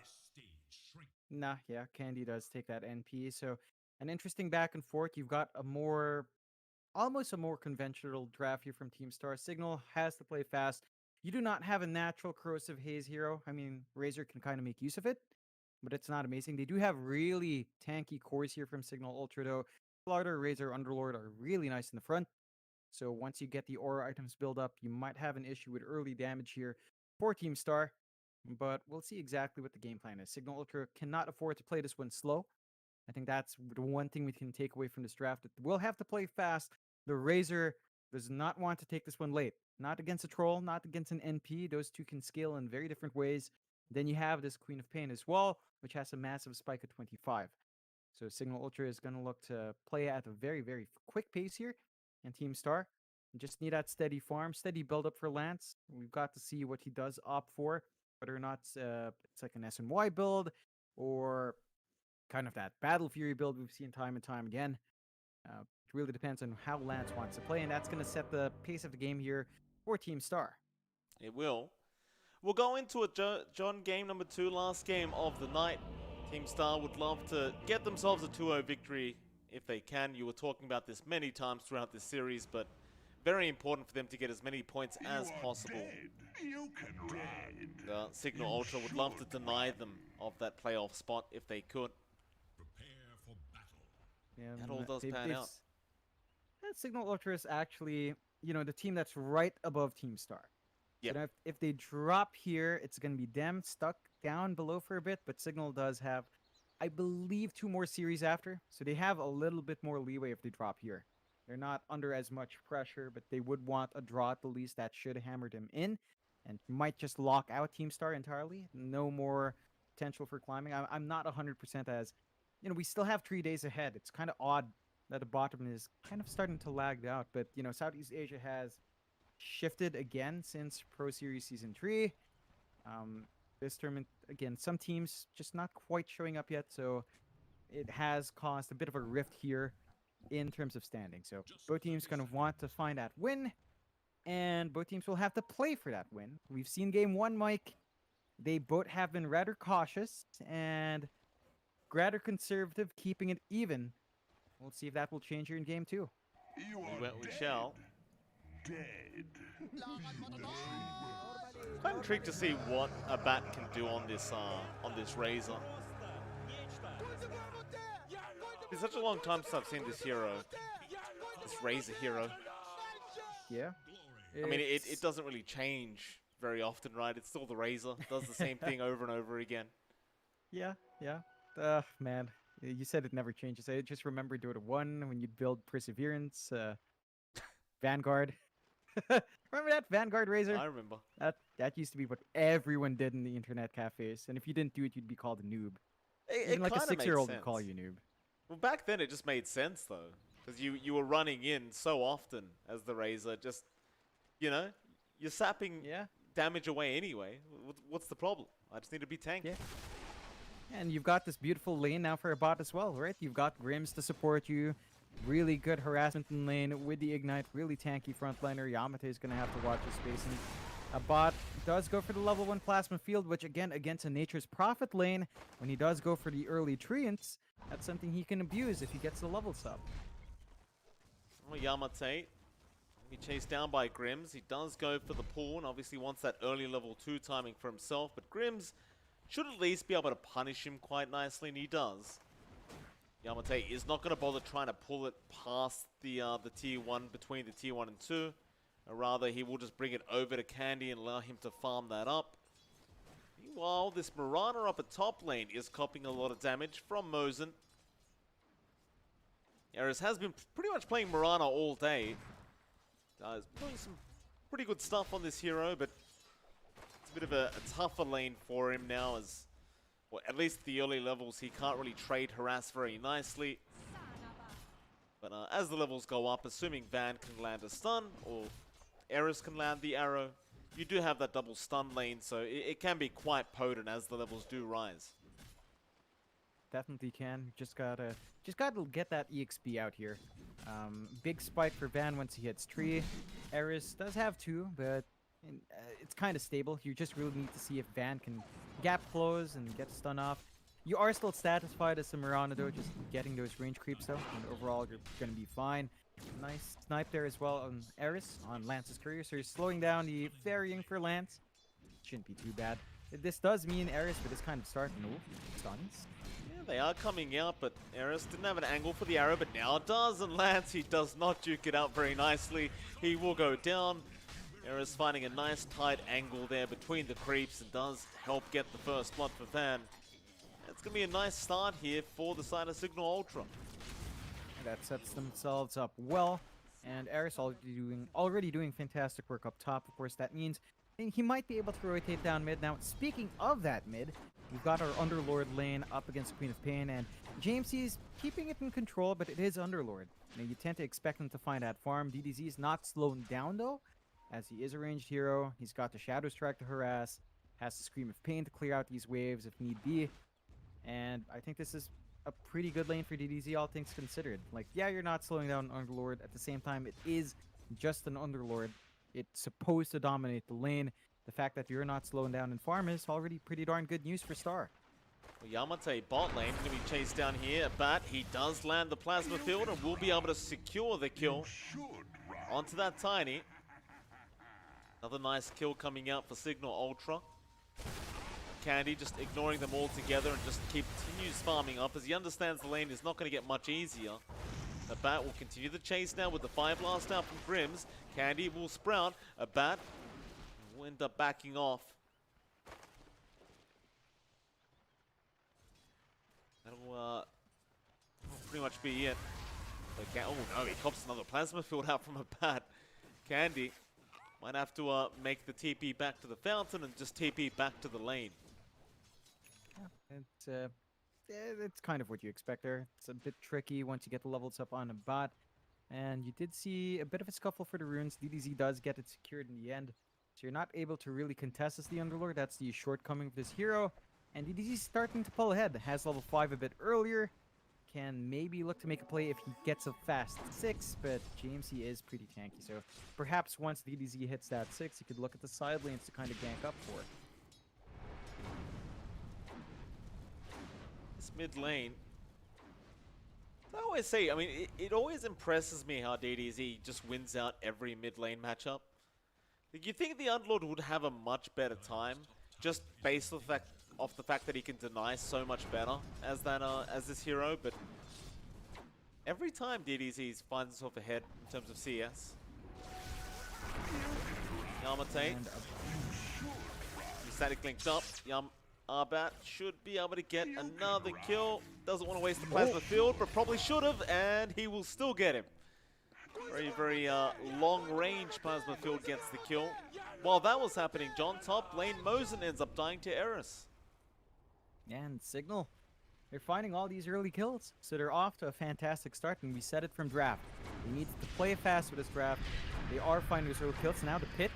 Yeah, nice arrow out. DDZ copying the arrow is going to still be able to blink away and survive on 35 HP. Yamate looks like he'll take over the lane while DDZ is gone. Another nice rotation out from Eris though. He's been very good with these rotations on the Mirana and seems to consistently land the arrows. Yeah, the team just knows how to play around it. Again, we've seen Eris play, what, 4 games across 2 series, and I think he's always played Mirana. Another arrow. That'll be a kill onto Yamate. No, the Firestorm, no, it will be enough. I was going to say, I'm pretty sure that should have killed him, and it does in the end. DDZ at the very least is going to be able to take the courier, and does blink in for the power rune. Not sure about that one, DDZ. It's a level 1 blink, and he's basically signed his own death warrant, but he will at least kill off Eris before he does go down. I would just say that probably wasn't worth it. No, really not. Greedy play coming out there from DDZ, and Cignal very pleased with that. 6-1 now. Jamesy's off to a fantastic start now in the Underlord. They're winning out their side lanes as well. Abbat's getting this really fast farm. Is going to go into his phase boots next, and that opens up the run and gun for the Razor. You know, he can just absolutely run you down, get off the static link, get the damage running. There needs to be a bit of a response here from Star. They're still trying to get some space out for Lance, and we don't quite know what Lance wants. It looks like he's finishing up his own phase boots on that troll, but the long-term plan here is still not quite clear, whether or not it's a Battle Fury build-up. If they do go Battle Fury in this game, I think Lance is going to have to wait a long time until his farm is ready to go. So overall, I mean, everything's just going perfectly fine here for Cignal. We did talk about in the drafting phase that with this draft, you do kind of have to snowball and just take over the mid game and try to finish the game early on. You don't really have the luxury of trying to take this later on with this Razor. So far, they are off to a good start, but Candy is farming very well in the Prophet. I don't know if it's a good enough start to really warrant saying they, you know, completely smashed out the early game. You look at that net worth graph as well, and it's only less than 1k the way of Cignal Ultra, so nothing to write home about so far, apart from the kills. Yeah, the kills are nice, but they haven't really transitioned out to anything big. I think if they start finding towers, you can be a bit more secure if your Cignal. It's just they're not completely clumped. They have sent a couple of heroes up top, though, so this might be the tower they go for. Jamesy's around as well.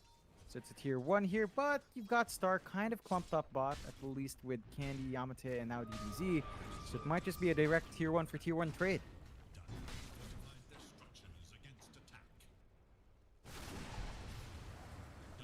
Lance is actually trying to force in the mid lane as well, so just trying to get the side of Cignal Ultra to come back and defend, but the pressure is not really going to mean anything as Grims was there to defend. Jamesy does get the top tier 1. The bottom tier 1 has also gone down to Candy. Very nice even trade, but these even trades, they do favor Star. And that's one thing you could pretty much say for sure, is if this game goes evenly, then it is more than likely just favoring Star with their own draft. It's a troll effect, you know, it just holds out that late game better. If you are drawing even, that means the troll's just keeping up with you, and that's exactly what they want here. Like, it's the Battle Fury build for Lance, so they do want to go late in this one, and they haven't really pressured Lance. He's died once, but he's been allowed to just play in his jungle. He's not been scouted out, and Jamesy does find something. They do. Another nice pick up there for our Underlord. You kind of almost wish that Underlord still had that permanent damage effect with the Atrophy Aura, with all the kills that have happened, but Jamesy will not have that luxury this game. Still, some would argue, John, that the changes to Underlord made him even stronger, so there you go. He does seem pretty good right now for Jamesy. Jamesy's in an absolutely good spot. The Rod of Athos now not too far out. That's going to be another major spike. A bot's going to enjoy it. You're going to enjoy it in your pit. There's going to be so much control here from Cignal and Team Star. No early defensive items queued up. It's not quite there yet. We'll see if Yules will be in the line for any of these heroes soon. But that should give a lot of value here for Jamesy if he's just allowed to farm. And again, Team Star, you're not focused on aggression, so they're just sitting back, building up on Lance. I'd say Cignal should try to hunt. They will have Eris 6, and they do force feed the tome to him, so they have Moonlight ready if they wanted to make a play. That looks like they might just. They're grouping up this tree.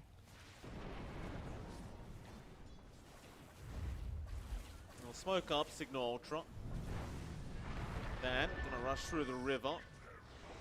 And DDZ, he does avoid the Pit of Malice. The thing is, though, what they really want is that tier 1 mid-tower.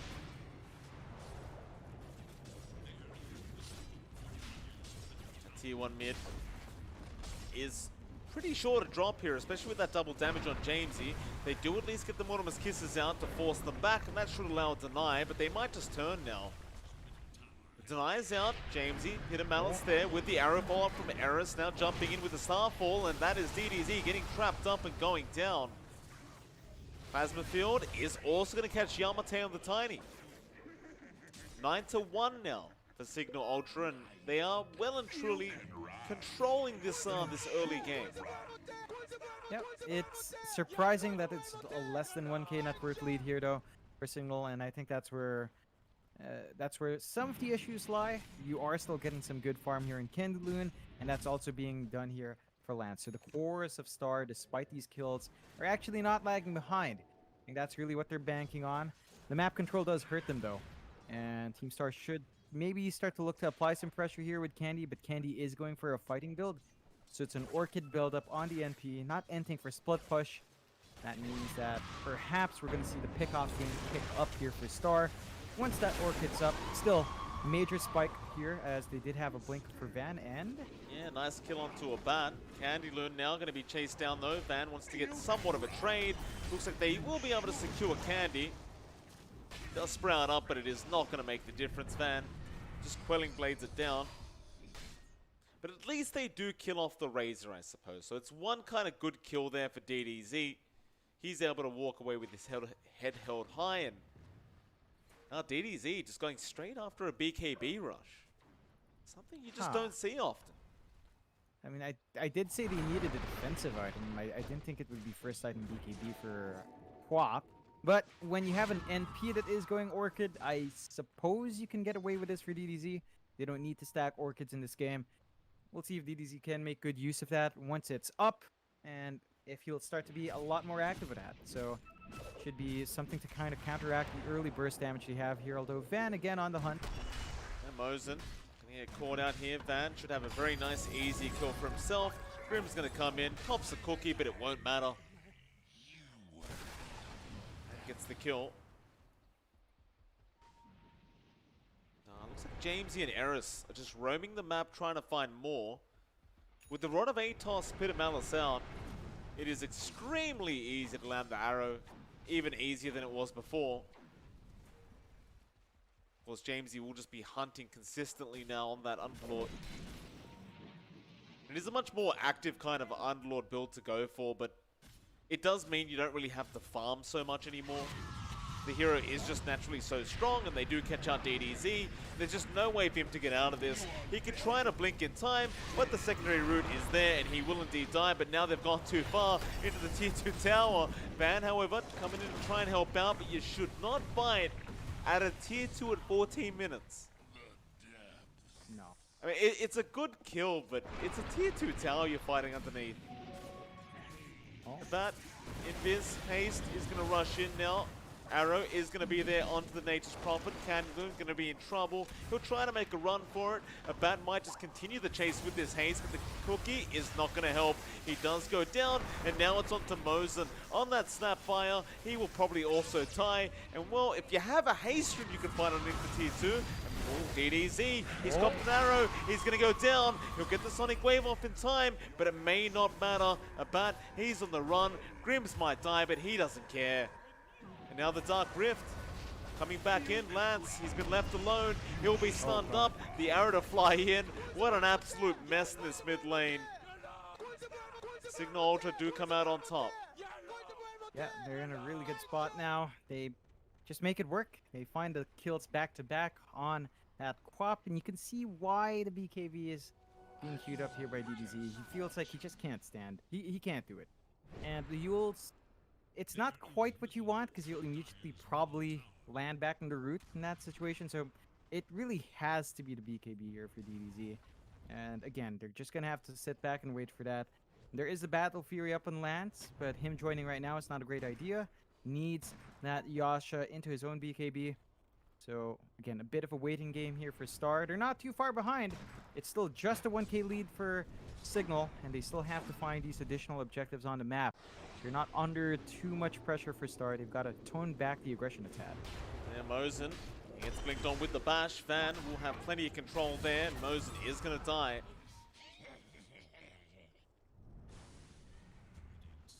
They'll continue this kind of kill streak they've been on Cignal Ultra.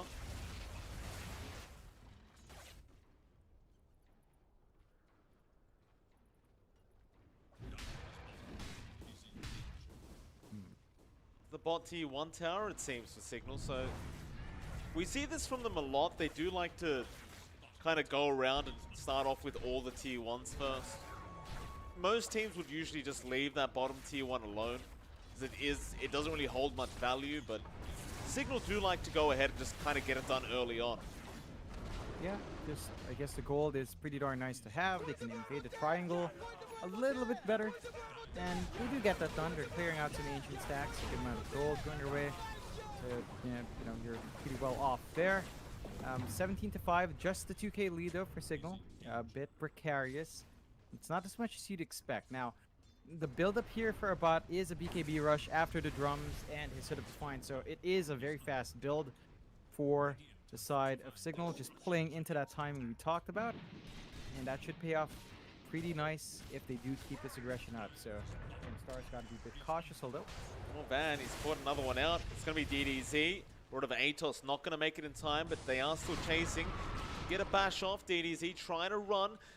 Does have another stun, but Blink is up in a couple, and Yamate going to get in there with the toss. DDZ still dropping, no Pit of Malice is going to be enough to hold him down, and Yamate will also die in the tiny. Rod of Atos on the Roshan apparently now from Jamesy. Yeah, not quite the spot. You know, you want him inside so you can hit him. But they will get it in the end, and it's Team Star. I mean, they can't really fight. They're just focused on that farm game, focused on building up on Lance and Candy. It is slowly building up, but the lead is starting to widen here, Mike. 3K now for Cignal. And with that Roche, they're going to be secure in continuing to force these fights. Exactly what this lineup wants. They do. Down towards the bot lane is where they're TPing. There is going to be a Dark Rift from Jamesy on one side. Ban on the other will go after Lance on the troll as the bat continues to spam the same voice line. They do get the kill. Everything's still going kind of swimmingly here for Cignal. Nothing to slow them down. I realize Star is still just playing the farm game, and it's probably the right thing for them to do here. No real point in trying to force a fight when you know you can't take it.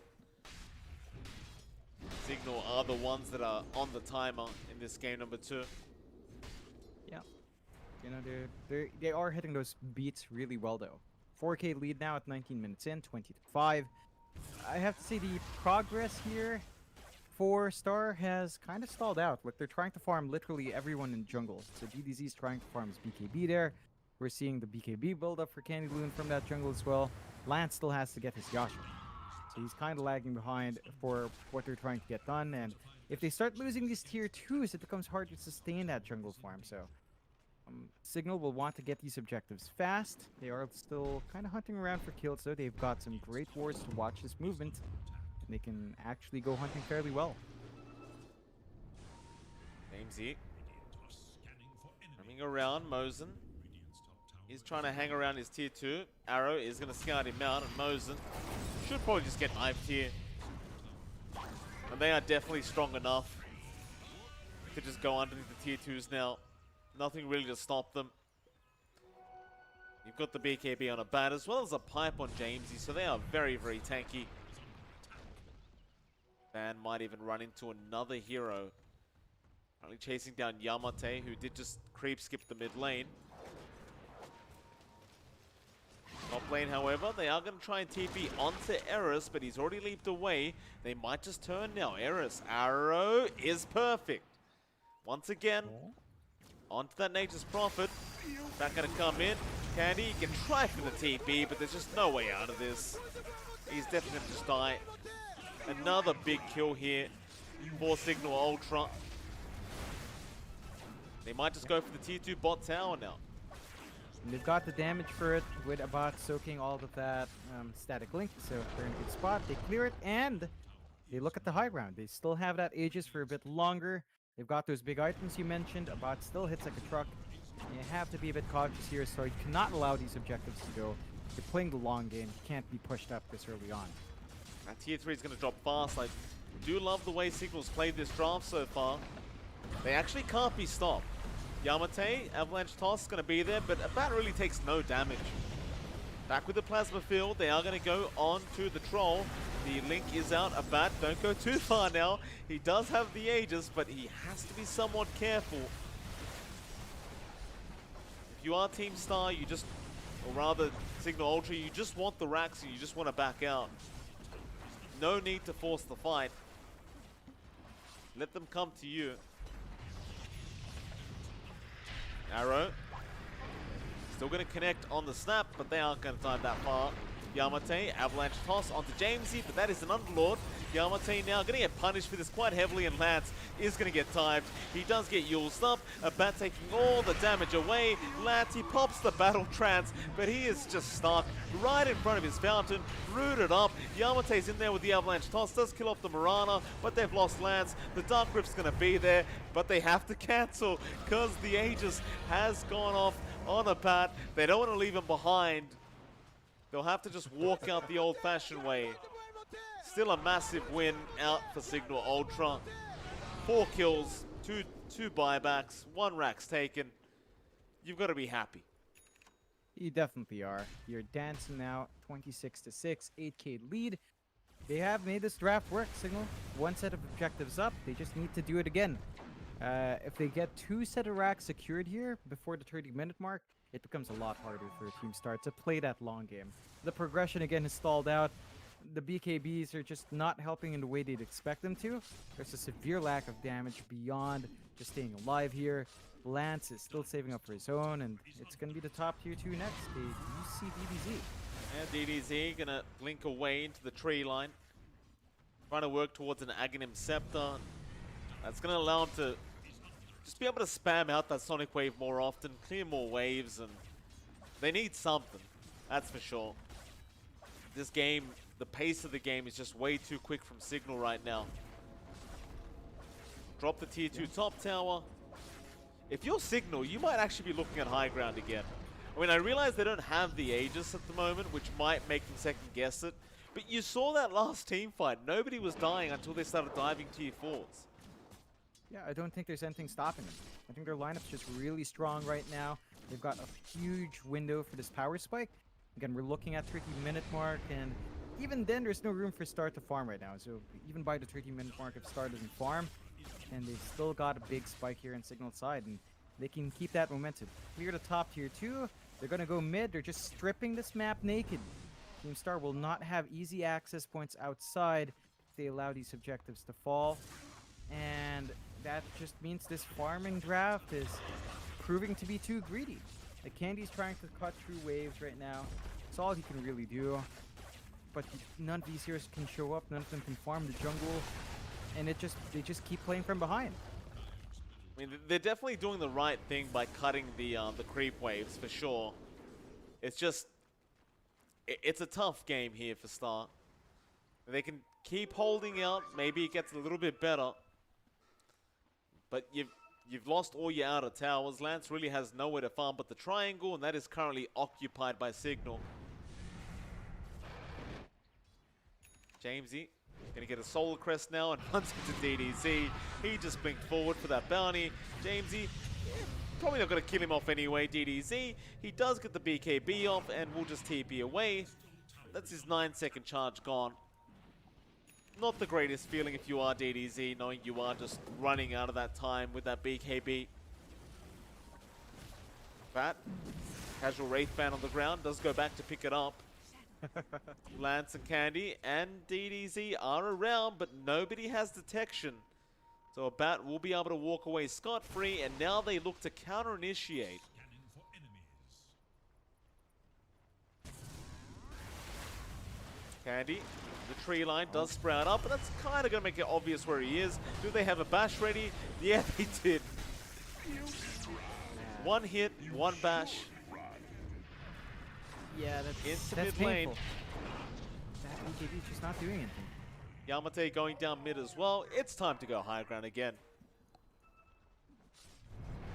Yeah, 100%. Nothing to stop this. About's just way too big with the AC, and they're finding more. Jamesy.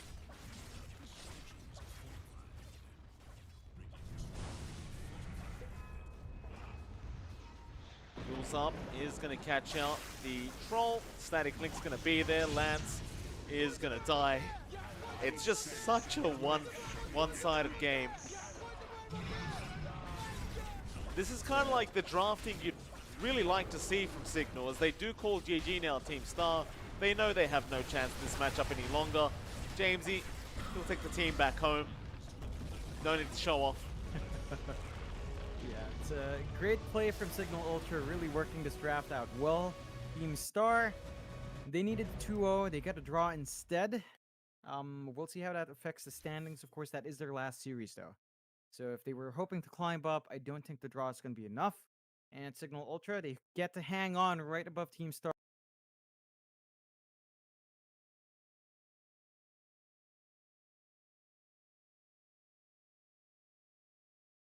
They still have a couple of series left to play, so there's an opportunity there to climb. But that's the last game for Team Star for now.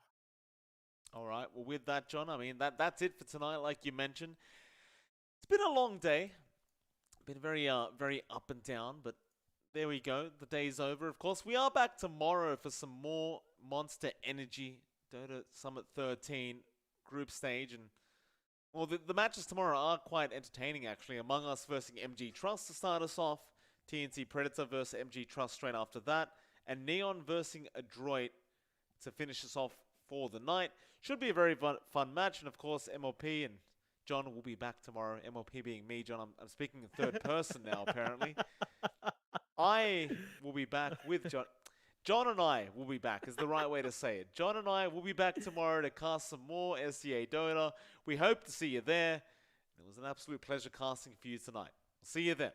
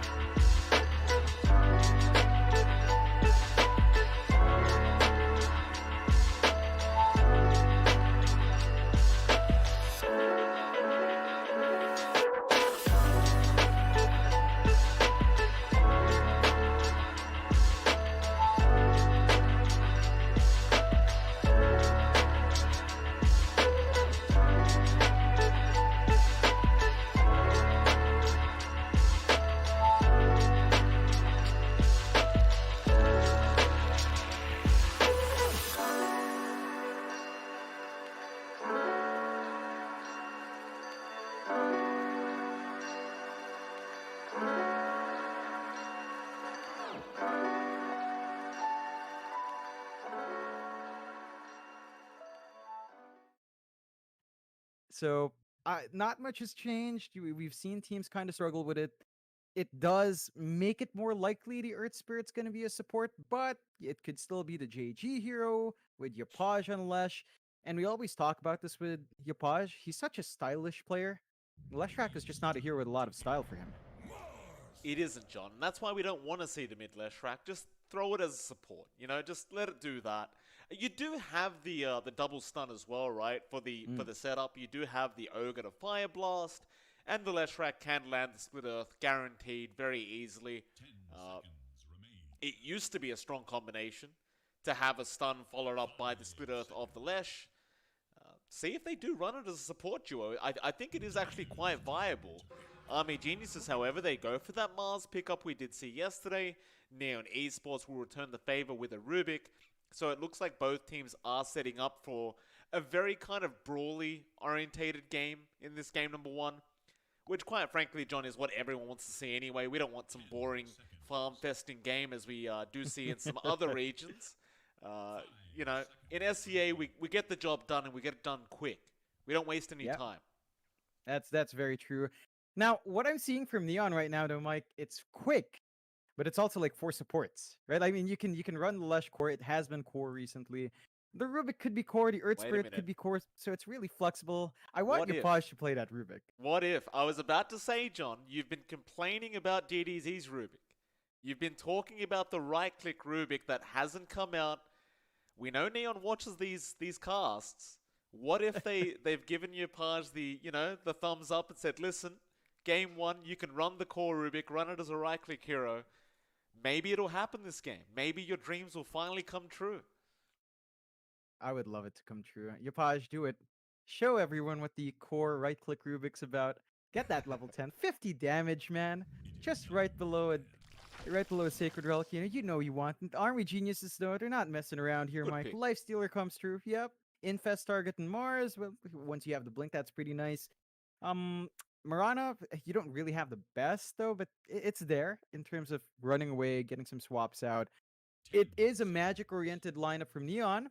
Lifestealer's got Rage. You have nothing to pierce that, so this is a really, really strong response to what Neon wants to do. This is going to make it harder for them to pierce through that Lifestealer, and they're going to have to stack their spells a bit better to catch this one out.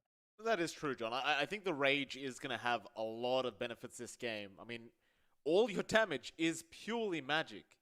I guess the Edict does still go through the Rage, so you do have that, but you don't really want to rely on that when you're up against something like the Lifestealer, who will just stand there and man-fight you and naturally heal up with his own inbuilt lifesteal. So they're going to need something in this POS 1 role here for Neon to try and sort out this Lifestealer.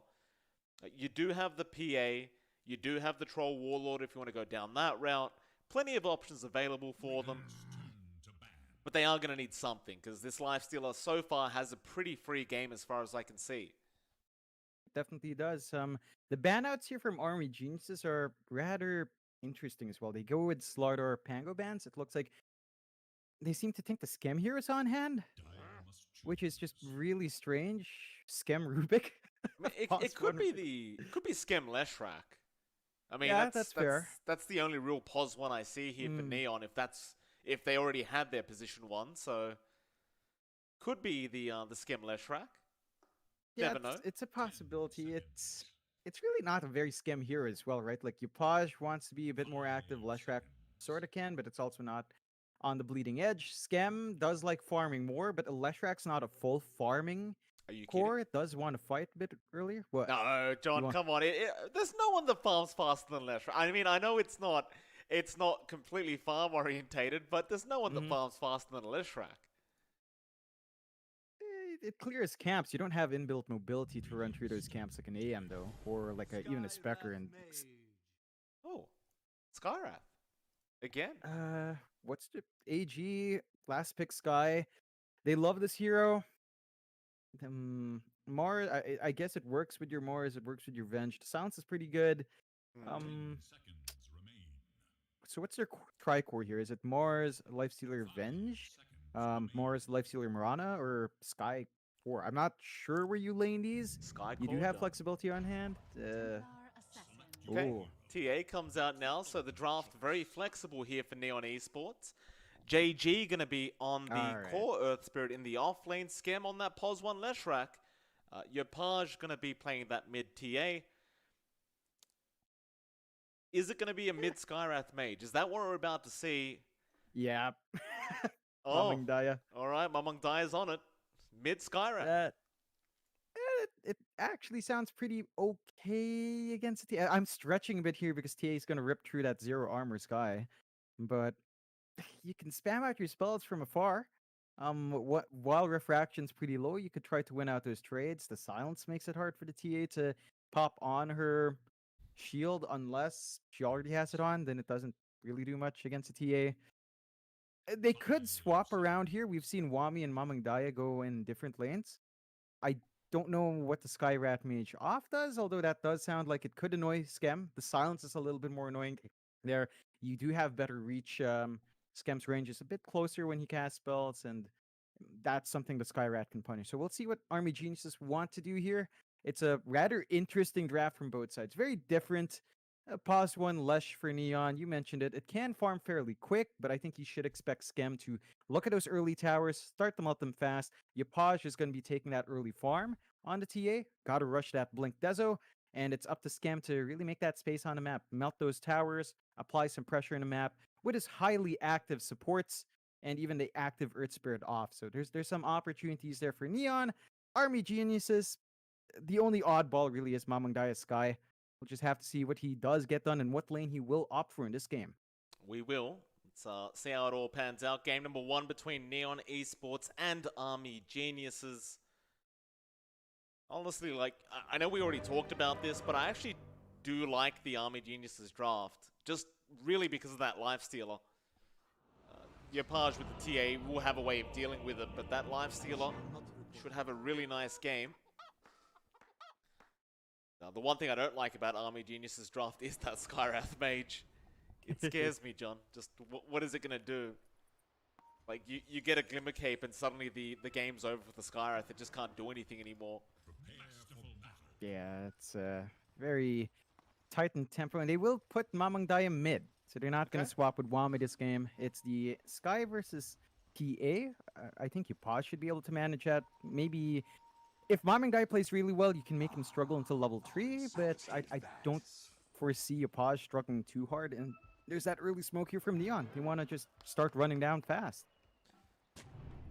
Nice ward placement there. Going to give vision over the triangle. They do see everyone on the side of AG. It's just a matter of how you get up to that high ground, and it looks like they aren't going to bother, but rather just be, or maybe not be patient. Januel, he's going to make the run up. Smoke broken. They see him. Januel still moving forward. Now the Fire Blast and Fade Bolt is there, but he's copying a lot of damage. Januel is going to die. They're just going to fight this one out. I'm really not sure about this, though, for the side of Neon Esports. Gonna keep trying. Concussive Shock going to be out. JG now caught out with another arrow from AG, so they'll get a secondary kill. And Neon might even lose the third and play hard if they're not too careful. And that is a disastrous start for the side of Neon Esports. They don't even get the bounty that they kind of ran up there for. They don't get the Riverside bounty, so it's going to be a 2-for-2 trade in the end. They bleed 2 kills. They're going to be forced to walk, play hard all the way back before he comes back in. A massive boon for the way of Army Geniuses, and I suppose that's one way to get this Skyrath Mage off to a running start. Yopaj, goes for level 1 refraction, doesn't have the side blades to harass out Mamang Daya. So now Mamang Daya can kind of play how he likes. He's not going to have to be worried about the spillover, and it's a bit harder for Yopaj to zone out the Sky, at least for this initial level. Yeah, 1 level. We'll have a look at them in a bit. We'll have a look at the top lane first. JG going to be up there up against UK and DB. I think DB should also have a pretty nice lane up here. It's hard to imagine DB struggling on the Lifestealer up against the Earth Spirit, even with the Rubik coming in. What are they going to do? He has an inbuilt BKB. I just can't see them harassing him out. Nah, it's such a hard lane for them to do anything here. And you mentioned it, but this is the best part of Army Geniuses draft. DB is going to have a free run. JG just really wants to get his levels up, play hard. there's not much harassment you can really expect. Maybe you pop the fade ball every now and again. It's going to shove your lane out, though. And UK is just controlling this lane perfectly fine. He goes for pulls. There's no contestation for Marubik. He's going for his own pull, but it's not the entire wave, so you have a little bit more leeway here if you are Army Geniuses. And that's something Neon has to work against. You've got these two really EXP hungry heroes on the off lane. Earthspirit and Rubik want fast level 6s. Playhard's going to be copping the short end of the stick, but it's got to pay off somehow down the line. We'll find out if it does. I should quickly apologize, by the way, to the viewers if you are seeing frames drop. It seems like the internet again is playing up today, John. So I will try and get that sorted as soon as the game's over, or if there's a pause. My apologies. Not sure what the hell's going on anymore with this internet. Still bot lane, Skem is going to be out on the left track up against Wami and LYM. Of course, he will have the support of his Ogre being played by Januel. Still going to be a rather difficult lane for him as well, though, up against the Mars Mirana. A lot of kill potential here for the side of Army Geniuses if they do get caught out by the arrow or the spear. Either way, this Leshrac will probably die if he does get stunned up by one of those. Yeah, it's a risky lane for Skem to throw his body in front. At the same time, he can kind of force Wami back very easily. He's got a lot of magic damage. Wami did opt for early Bulwark instead. You don't really care about that if you're the Leshto. And it's a bit surprising. We are used to more of the Spear of Morris, plus the God Rebuka too, but it's a more defensive build here for Wami, so he's setting himself up to just sustain the lane. He's going to hit level 3 anyway, but you're not going to have that massive damage at the level 3 spike now because of this more passive buildup coming out from Army Geniuses. So LYM should have the space though to go for the runes, although they hit level 3 and go in. Yeah, they're going to try and get aggressive. There's not enough damage to really kill Wami off, but they're going to just burn through some regen here of the Mars. The Scam already has a value point in the Edict just in case he needs it later on. We'll see if he does end up maxing that out. Of course, in the mid lane, John, Mamang Daya now is struggling quite a bit on the Skywrath, and this was to be expected. You know, you kind of mentioned it for that early level for Yopaj, but at level 1, obviously with just Refraction, he couldn't do too much. But he's level 4 now with the level 2 Psyblades up. It becomes a really tough lane for Mamang Daya, because he does have to get close to secure those CS, and every time he does, the Psyblades just rip him to shreds. Yeah, and he has 1 armor. It hits not safe trades. Oh, actually, His combo is strong though. Nice Ancient Seal at the end there. I don't think Yopaj was expecting that one. Did not allow him to get the Refraction off on Yopaj. He was trying to wait till the last second to get value out of the Refraction, but the Mamang Daya, an early point in Ancient Seal does get him the kill. And that's what you like to see. That's how you play this lane out. And so you're going to have to look for that a couple more times. Cooldown on Refraction is pretty darn long. Yopaj has to watch himself on the edge. And that does force Playhard to come in just to spot check the runes, but that was taken by Lim already. So you don't even win out in that trade. Now, Yopaj does get the lane to himself for a bit, as Mamang Daya is forced to walk all the way back, but he's going to walk back in with 3 null talismans, so damage output for Sky is getting pretty ridiculous for the early game. It's good to see for Army Geniuses. 5-minute banner runes are going to pop up. JG will be able to get the top one, just kicking UK away. And it looks like it is going to be a 3-for-2 as Scam will be able to pick up Wami. And by 3-2, I meant 3-for-1. So Neon Esports getting a 3-for-1 on those bounty runes, as well as a kill down at the bot lane. That's what Wami really had to be a bit cautious of. That double stun with the Edict to come out from Skem does do quite a bit of damage, and John Skem is maxing out the Edict. Yeah, and it's a pretty potent build if they can isolate these heroes. It also allows them to push. So Scam is going to be looking to really play these lanes fast, look for those fast objectives, buy the space out for Yopaj, as we mentioned. And if Scam is allowed to do that, there's going to be a lot of space built up. You can already see these preemptive wards around the jungle, just watching both ramps, ensuring that there's safe farm here for Yopaj's camps. And, you know, you're finding some good farm up top for Army Geniuses. DB is having smoother farm compared to Scam, but Scam is set to be a little bit more explosive, allowed that same farm. The timings of Fletcher just earlier, that's something Army Geniuses will have to be a bit cautious about, as they kind of have left Scam alone for the part. Yopaj Spotted out UK. Mystic Flare is going to be out from Mamangtaya, but Play Hard will be around to help out, and he does secure the kill. Now the Fire Blast there on Mamangtaya. Genuel copped a fair bit of damage from that tier 1 tower. Will be forced to back off. They do successfully keep Yopaj alive, however, and that's really all that matters, as well as the kill onto UK. It's a good amount of kills coming out for Neon. Mamangdai is just going to be happy he lives true, but Neon is starting to apply that pressure. Mid, they're committing numbers to really secure Yopaj's lane. And they've kind of left Skem. Now, you see Army Geniuses, they're clumping around that bot. They know Skem should be taken out here. I mean, they could try, but they're not in position to go for this yet. Skem keeping his distance, seemingly knowing something is wrong. There are 2 supports missing off the map, so it's kind of obvious, but he does get hit by the magic missile. Skem? Why would you go back in like that? He's going to try and fight this one out with JG, and it's actually not going to work out. Skem! Oh! Alright. Triple kill out for Skem, John. I was a bit shocked at his positioning, and now he's going to die to Mamangtaya. JG coming to really save the day there for Skem. He must have had a lot of confidence in his Earth Spirit, like, for him to run forward. He was just scot-free to run away there. Oh yeah, that was quite the play on the bleeding edge, like on the razor tin edge there for Skem. Wins out in a marvelous way, and a bit too overconfident. Now mid as well. Nice kickback. Wami in massive trouble. Ignite going to slow him down even further, and he is going to die to Yopaj.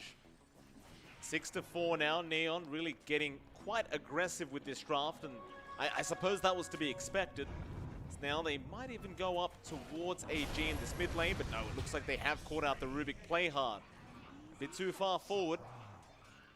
AG do manage to get themselves at least a support kill. You're going to be happy enough with a pickup. Not the best trade for your Mars, and you are really committing to heroes mid now. You can look up top. Skem is trying to force out damage onto that tier 1. DB might have the rage, but Skem can just easily focus on the tower instead. He doesn't care too much about the Lifestealer, and this is what we expected from Skem. He wants these early objectives. He wants to be active on the map. They're trying to get the attention away from Yopaj as best as possible. And even Yopaj joins in. He wants some of this action as well. So we'll see if the response is there. Roll in. JG going to try and make sure that his Ogre stays alive as JG goes straight on that Skywrath Mage. And Mamangtaya is melting real quick. Yopaj and Skem do end up securing the kill as UK now will be chased up. Ooh. They are going after the Lifestealer, however. DB in danger, will be able to get away, but UK is still in a bit of trouble, and JG does get the kill with the silence. I suppose that's one thing with these supports on the side of Army Geniuses, as well as the Skywrath Mage core. They are very squishy. So JG, he's going to have a field day on this Earth Spirit. Oh, he definitely will. There was also a bit of a, I don't want to say misplay, but unfortunate accident there for DB. He was trying to finish off Januel. Instead of going for a last right click, he tried to get him bursted down with the Infest, but by the time he came out, it was too late. Januel actually TP'd home, so Infest is going to be down, and that's a fairly long cooldown at level 1. There's a bit of a window they can try to jump in. Ooh, JG, nice roll out of there. Wami trying to go for a kill attempt with that Arena of Blood. It's another thing with the Arena, John, you can roll out of it. So, a bit unfortunate there for Wami. That's the thing with the Mars as well. You've got to kind of keep in mind who can and can't leave the arena. There are so many different heroes that can actually just get out, and JG got out of there very easily, in fact. Yeah, it's one of the beautiful things about that Earth Spirit. There's a delay when that arena rises. Kind of takes me back to yesterday. You remember the arenas for the Winter Wyvern? With the Arctic Burn, that's pretty sickening. It's always kind of sad to see it There's when so many the arena heroes. just doesn't lash. So many heroes can just get out of it. Like, it's not even a problem. It's really unfortunate for this Mars hero, who, by the way, John, will probably get nerfed in the next patch.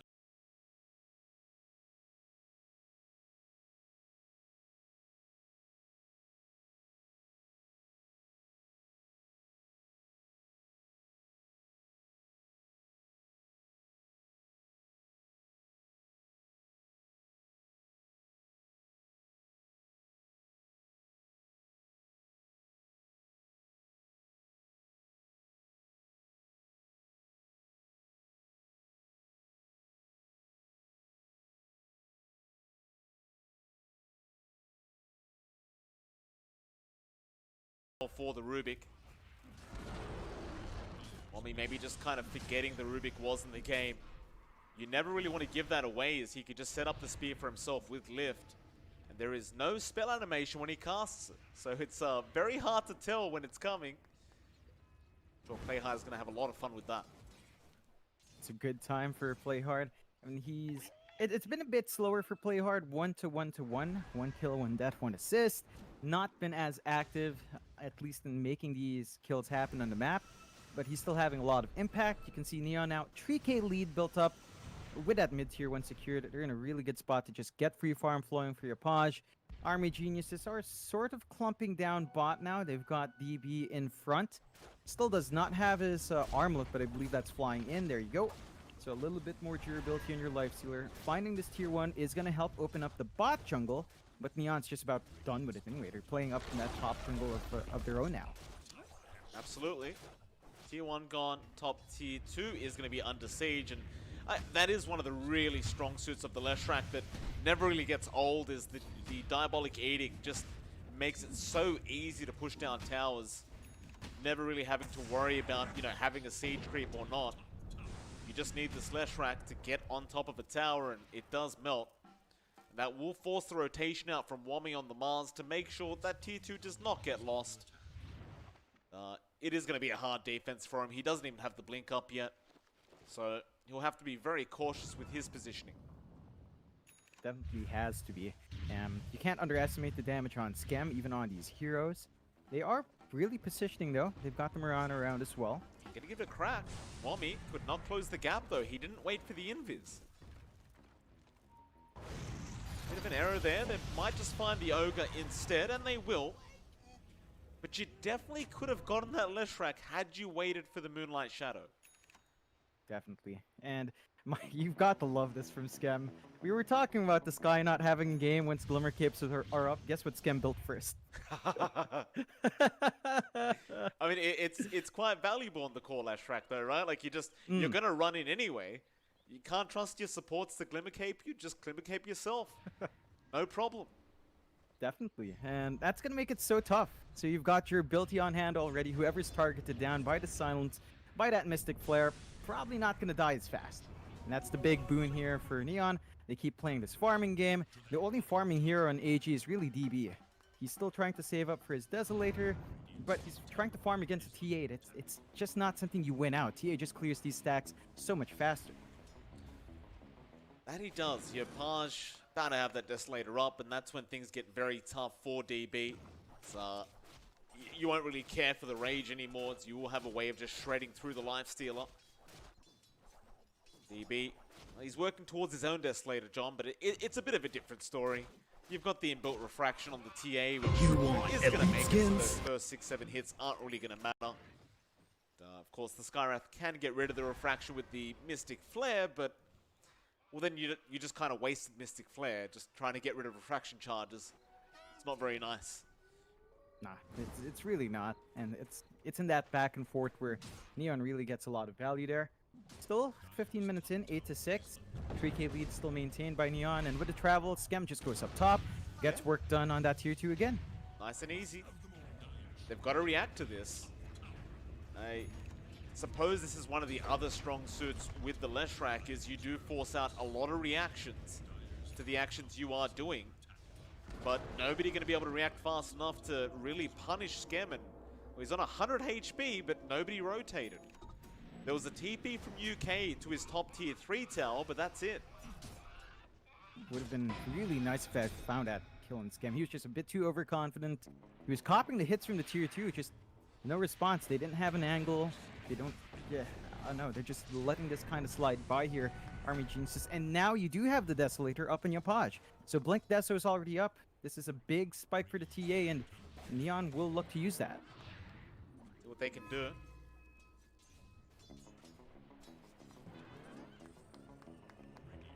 Double damage as well. JG gonna make sure it does not get denied your Paj. He'll pick it up and just destroys LYM. Pops the DD immediately. In fact, he doesn't even have a bottle. He just grabbed the DD and just destroyed this this Mirana. They might go Roshan. And they will, your Paj. With that Desolator and DD rune up, knows he can take it very quick, and Skem can use the Edict as well on this Roche. And he will. This Roche is not going to last long at all. A 16-minute Roshan, in fact. Yeah. Really quick first Roche. Second life can be coming out here for your Podge, more than likely. So now you have to kill this TA twice over. Immediate smoke. AG, they're in the right spot of the map. They are grouped up. They might look for their own smoke play, but into the Aegis is a bit risky. They've got to do something. They'll smoke up. Deso up on DB. He's going to give it a crack. What are they going to find, though? Play hard, going to break the smoke of Wami, and he doesn't seem to have realized. Just kept running forward. And, well, they were kind of hoping he would initiate onto that Rubik, but now JG going to move in, getting a stun off onto that Mars. They do stun up JG. The rest of the team is moving in, though. Yapaj already killing off Mamangdaya. Now onto that Live Stealer. He needs to invest. Oh, he boy. can't get it off in time. UK did not go for the swap. Well, if your Vengeful Spirit doesn't swap you out in that instance, I don't know why you pick Vengeful Spirit. Yeah, UK went for the alternate move, Mike. He tried to run away. Yeah, In that flash moment. like my pub bench, John. They told me to play It's not position pretty. 1, and this is what they do to me. They just run every time I'm in trouble. You wouldn't have that problem if I was playing, Mike. I'd just die first. Anyway, Army Geniuses, you know, struggling. I love the target prioritization from Neon, right? Yopaj looks for the back line. I wonder how many hits it takes to kill off Mamangdaya. Like, he went for 4 null talismans into a Rod Vados. 4 is a bit much for a Sky. I mean, I get that your spell scales with int, but 4 is a lot. Like, 3 is kind of the upper limit. 2 is the average. You tend to see Sky's build, but 4, this has stalled out his build into the Ghost Scepter. I suppose you don't really farm as a Skydo, which is a risk, and now Yapaj can just kind of dance around if he wanted to. He could. EB gonna move in. There is a lot of heroes around Yopaj. Gonna try and initiate with the spear. They do get the stun off, but where's the follow-up? He blinks away. Oh boy. No, I don't mind just casually throwing out the spear like that, but it seemed like a bit of miscommunication. As they eventually started running towards Yopaj, but just never did anything. And with that, Skem, he takes out the tier 1 bot tower. He'll go into the tier 2 bot tower. Just nothing to stop them. They know they can't be fought into at the moment. And you're looking at a very fast high ground attempt if this keeps up for Neon. Oh, for sure. There's just nothing stopping it. They do have Swap Arena, so the high ground defense for Army Geniuses can be there, but look at this. Lane, yeah, they got the control. Again on the lifesteal, a great silence out with the melt strike from Yopaj. It's just really surgical play here from Neon. It's a bit messy, but it seems as though they are just so confident that they've got this game in the bag, and I can't really disagree with them. In fact, I'm going to have a look at Dota Plus. We're already sitting at 82%, which is fairly high considering, you know, we're only 20 minutes in. Arrow is going to land onto... No, in fact, it was taken by JG. He rolled in to make sure Skem did not get stunned. That melee barracks is not going to last long as JG now moving into the backlines with the dust out. Does catch the bench. UK is going to die. Back into the melee barracks. They will be able to secure it. Man, this is not how you want it to go if you're Army Geniuses. They need to play faster. They need Ooh. to... Full disconnection. Yikes. Yep, that's the C Classic. Yep. That's the C Special move. A rather unfortunate time. Play hard, having a bit of fun, but they've got to defend. 1 rack's down. I can foresee at least 1 more if they don't throw out their spells. They are too conservative. At this point, sacrifice UK. You know, swap into the arena, do that, spear up, kill 1, and see if Neon retreats after.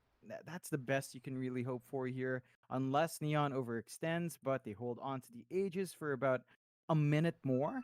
And that's just a lot of leeway for Yapaj. He doesn't care being reckless. He has his BKB on a 10-second charge. So it's got to be the sacrifice high ground. get your Venge back up, swap Arena, Spear, Arrow, all things onto one hero. Just find that kill, get the numbers advantage ASAP. Yep. Very awkward though. The whole team's just disconnected altogether. DOTA Plus is risen to 90% over that 10 seconds. So things are escalating quite quickly. Hopefully they will reconnect soon. I mean, this game, if I'm quite honest, John, does look to be over. There is still comeback potential for sure, because you do have the better scaling lineup on the side of Army Geniuses, but if they can't defend this mid-racks, they may just get megged. Do they even have buybacks? Not really. There aren't many buybacks available right now for Army Geniuses. They've really only got one shot to defend, unless the side of Neon do back off. Yeah, they've got to hold out. You know what we forgot to ask, Mike? We were having this conversation yesterday with Neon, but we didn't get an update from Yapaj about that ritual that Skem does, right? We forgot to ask. It seems like he is not under pressure, so I suppose they did pull it off. But I want some confirmation before game 2, Mike. I want to see. We'll have a look, John. We'll give him an ask. I'll probably be restarting the internet before we hit game 2, so you have to ask on my behalf, sir. Well, we're back. Yapaj against Slow Siege. Army Geniuses find that angle. You got to do something here. Yeah, you do.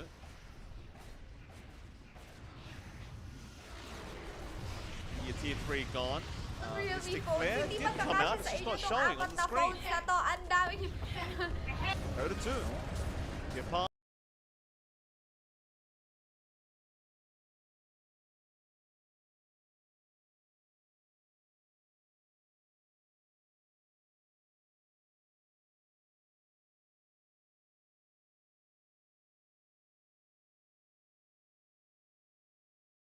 Gonna go after DB. DB is copying a lot of damage right now from this TA, but Paj being a little bit cautious as he did lose that Aegis. They'll get the melee barracks. That might be it. They'll back off, back to safety. No need to risk. In fact, they're going to go back in now. JG copying an arrow straight to the face, but Wami is already dead. Now Genuel getting the ignite out. They got the Yules off on is gone. DB just trying to run away as LYM. He will melt and they call the GG. Ask for mercy, but he will get none of it. And DB, he will also probably die before the game ends. You're better off staying disconnected at this rate, John.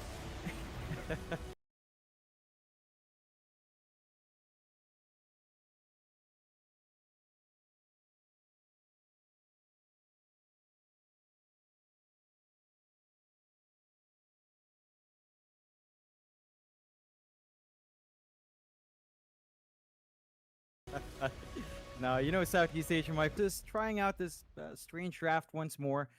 They went to the lab. Have seen them opt for the scuff. Neon in great form. Got the JG Earth Spirit that we know and love. Yapaj Hold on, gets John. played I in gotta the be. signature team. Gotta restart the internet. So All right. It's MLP Dota John X5. We'll see you again in 10 minutes. Don't panic if the stream shuts off. We'll be back in a few minutes. We'll see you soon. Gyrath Mage. It's not a very good hero, John. Not against a TA, no. No. And it really just tore into shreds. Like level 1 for Yapaj was kind of, you know, meh because he was forced refraction, but it fixed itself. He just needed level 2. Army Geniuses though, Puck coming out. So I'm guessing this is our Mamang Daya hero going mid. You could still swap it with the NP and one of them going off. Some flexibility on hand. Neon, with his Tiny for Yapaj, Puck can kind of punish it. It has good range. Tiny's not that tanky early on. They do pick up the Sven now. So they've got the Schem hero in play. We've seen him really perform that Sven. It's pretty nice against the Nature's Prophet. You can clear out those Treant summons. You can kind of just dance around the Puck once you have a BKB before the Ags is in play. And the Ags of Sven fixes any Sprout TZs that might happen. Of course, you might want to carry around a casual Quelling Blade just to ensure you're not going to get controlled early on, but I don't foresee that being a big issue for Schem here. We'll find out. Sven pick, very interesting. I guess there really isn't much in the way of dealing with the Sven, but there it is. There's the Venomancer that, you know, has that high magical output, and obviously the laning stage can be pretty rough for the Sven now. But Neon Esports again bringing out the Leshrac. Now, I talked crap about this hero in Game 1. Skem proved me wrong. Game number 2, I don't believe it is going to be a safe lane Leshrac, but probably a mid Leshrac here for Yopaj. Or even potentially an off-lane Leshrac for JG. Yeah, it's a bit iffy because of that Tiny. I don't like the prospect of Mirana or Tiny in 5, so this Leshrac is probably gonna. We might be looking at our Tricore here already for Neon, which is rather interesting set of events for the draft, if ever. I mean, there's room for it in pause. 5, it's just so strange. I don't see that being Johnny Wells' hero. It might be JG, so JG Lesh, Yapaj Tiny, or you could flip that Tiny off lane Leshrac mid again, which is an interesting way to go about it. I think that still gives you the push, still gives you great wave clear from your Sven, from your Lesh. Magic damage is insane with Tiny Lesh, so you can play around that. And it's just pretty confident from Neon. I think they looked at game 1, as you mentioned. They looked at how well Skem played with the tempo. They're like, yeah, we could use that. We do just want to melt some towers here. Leshrac enables that. Army Geniuses, you know, when you go Veno, it's sort of like a way to slow down a push. Leshrac in particular, though, doesn't care for it too much in terms of the ward spam. I mean, he's going to get hit, sure, but it doesn't stop the Edict from being highly effective. So you got to watch out for that from Army Geniuses. I want to see how they close out this draft now on their side. It also kind of feels like they've revealed their course, but it could be a support Venomancer with a support Earth Spirit. Could be a support Nature's Prophet if they want to do that. We haven't seen it in a while. If it's either of those cases, though, it's pretty greedy as well from Army Geniuses if those are their support duos, unless they last pick their support here. But I don't reckon it completely fixes their issues from game 1. You're still better off without Skyrat, so in that sense, I think anything's going to be better than that game 1 here for Army Geniuses. Good to see as well, John. I just want to say thank you to the chat. They seem very concerned about my modem problems, which is though it is Australia, John. It's spiders are the least of our worries. I've got to say, we've got snakes, we've got multiple wild animals. In fact, the place me and the wife want to move to actually has just kangaroos everywhere. Like literally, they'll just jump on your front lawn constantly, and want to fight you. By the way, like they'll legitimately get aggressive. I know it's a joke. You know, internationally. Oh no, they're literally mean guys. They literally fight guys. you. Yeah, they will actually start boxing you. In fact, some Australians would have seen. There's a viral video going out that came out yesterday or the day before, where a kangaroo was fighting a koala. I'm not sure. In front of someone's house, by the way, on their front lawn. You can look this up. I'm not lying. A couple days ago, this went viral. God. A koala fighting a kangaroo on someone's front lawn. Google it. What are you guys doing down there? What are you guys doing? Mike, you failed to mention the most dangerous thing in Australia. What's that, John? Australians! You guys are dangerous. Jeez, come on, give yourself some credit. Only the most dangerous thing would be sick enough to stay there, Mike. Y'all are sick. Y'all are crazy or on something at the very least. Jeez. Well. Oh, man. Anyway, last pick up here for Neon Esports. They do go for the Abaddon. Or Abaddon, as you like to say, John. It's pronunciation does matter. I think Abaddon sounds better, but people get upset and want me to say Abaddon. Or Abaddon, sorry. Army Geniuses, they do go back into the TA now, so a bit of a mix-up here. Army Geniuses, looks like they are going to run some kind of wacky stuff.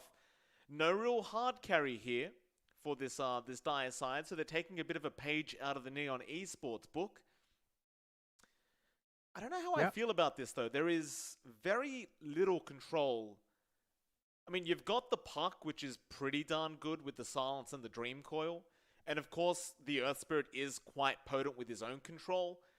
But assuming you've expended that Dream Coil, and the Earth Spirit maybe dies or is having a tough time in the team fight, I feel like you're kind of screwed. Whereas I look to Neon, they've got the Mirana Arrow, they've got the Tiny Avalanche Toss, they've got the Sven Stormhammer, they've got the Split Earth, and... What? Johnny Walt Sven? Oh! It's a support Sven for Neon? Pause for Sven. John, this was a thing back in the day. Oh, it was. It was. I used to play support, Sven, because I was Yeah. really dumb. Yeah, All of us were really dumb. That was Dota 1 Classic. yeah. Oh Support man, Sven, Neon. with the Leshrac. With the Leshrac, you would Oh yes. go the double stun draft where you just Stormhammer into the Split Earth. Dota 1, it was a great, great old time. And looks like Neon Esports, they remember, John. They're bringing it back. It's a throwback here for Neon. Army, it's such a wacky draft from both sides.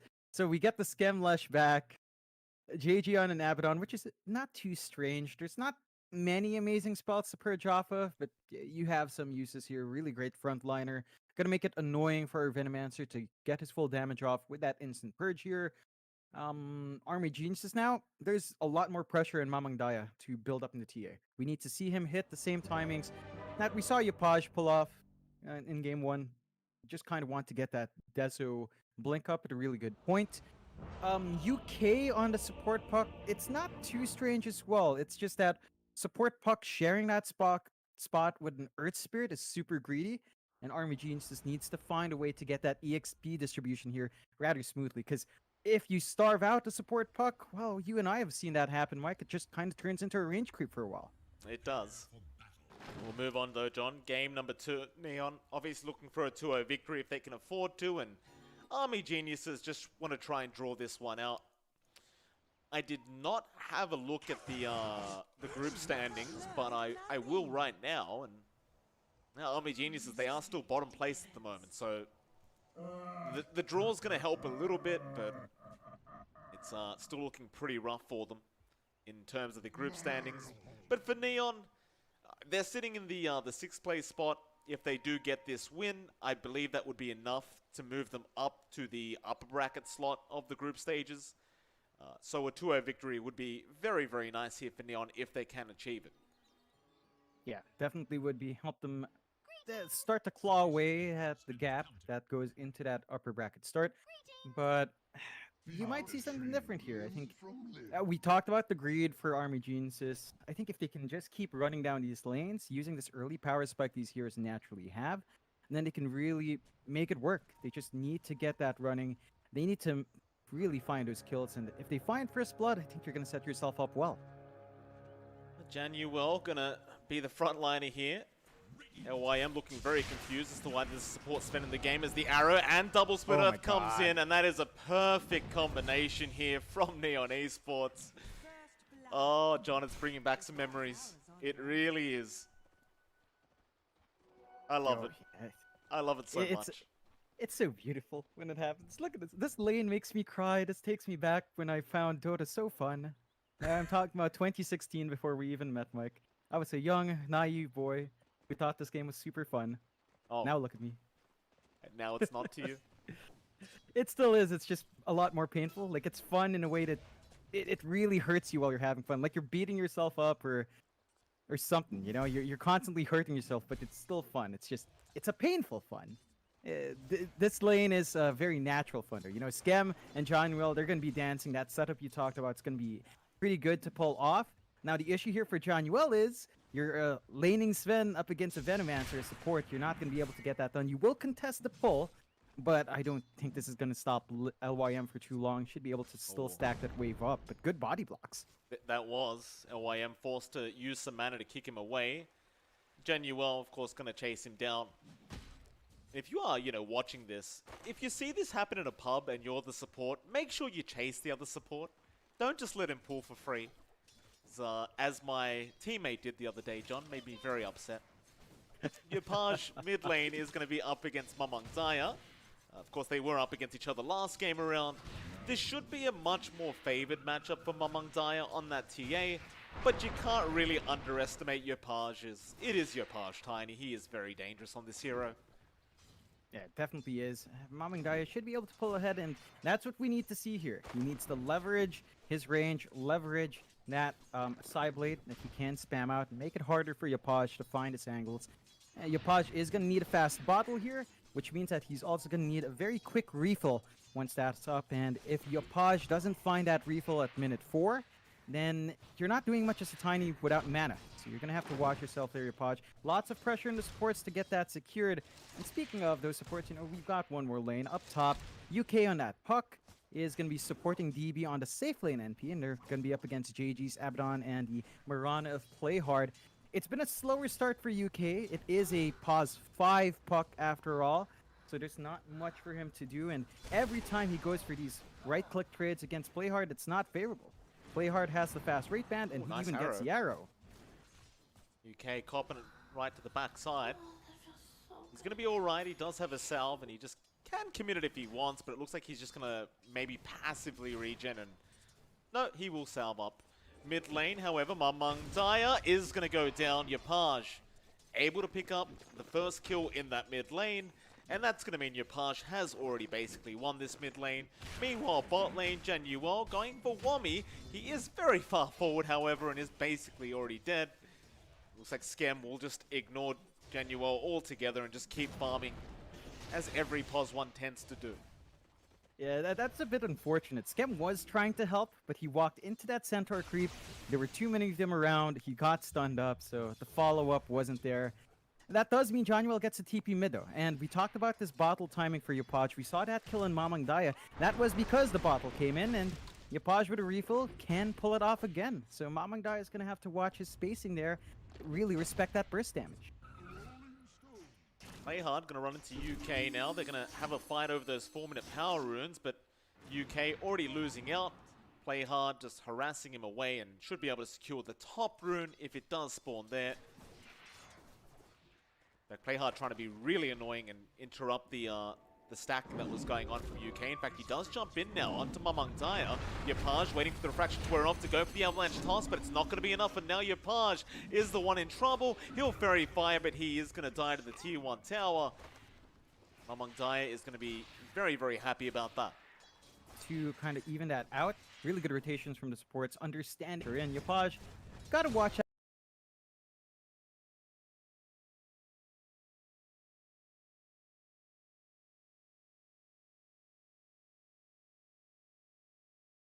But refraction is also really nice. It's a back and forth between these two, and Neon's got to kind of keep that in check. Overall, though, they're still having a good time here, Neon. Scam's farm is looking good, slightly ahead of Nature's Prophet, but otherwise rather even on these pause ones.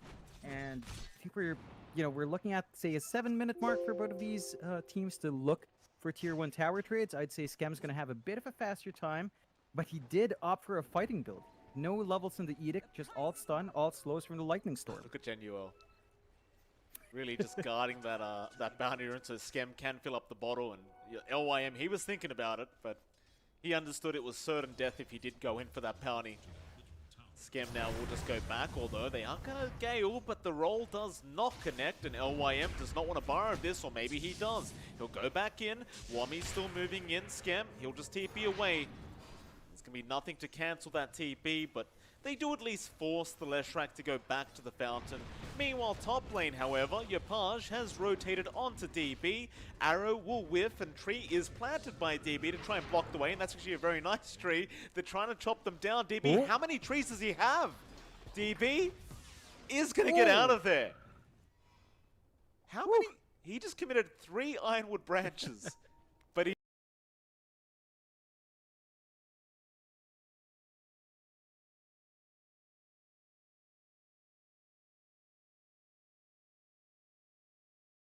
does survive. Safe, but not safe enough. They're very happy with that double kill. Oh, it definitely is, and they're kind of setting themselves up nicely here. You gotta love that play you saw up top. I love that DB goes back and buys 2 more Iron Branches because he wants that one. So he has to kind of spend it again. So it cost him a little bit of gold to survive, but it is worthwhile in the end. You save your life, you go down bot. We are approaching the point where you'd expect both teams to go for a push. I would have said it's faster for Skem, but again, he skips all of the Edict this time because he wants to play with his timer with support Sven. So you're not going to melt these towers as fast, and that does give Mamang Daya a lot more breathing room. Still off to a slower start on that TA. His jungle's just constantly under pressure from Play Hard, just tossing those arrows out, so it's never a full stack. His farm's just that much slower, that slightly slower, and that's going to hurt his timings. Top lane, nice Nature's Wrath coming in, killing off JG on that Abaddon. However, Yapaj going to come in and get himself a nice support kill on the Tiny.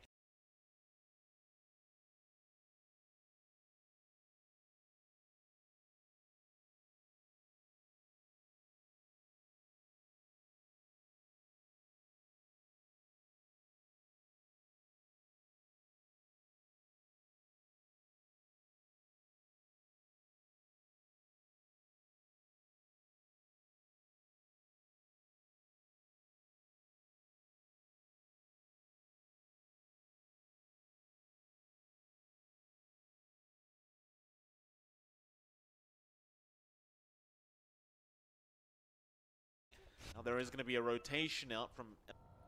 You know, I actually, there's no real. Overly confident there, and they're trying to interrupt Mamang Daya while he farms those Ancients, but Yapaj gets in. Nice avalanche with the Stormhammer. They do kill him off. LYM trying to run now, but the...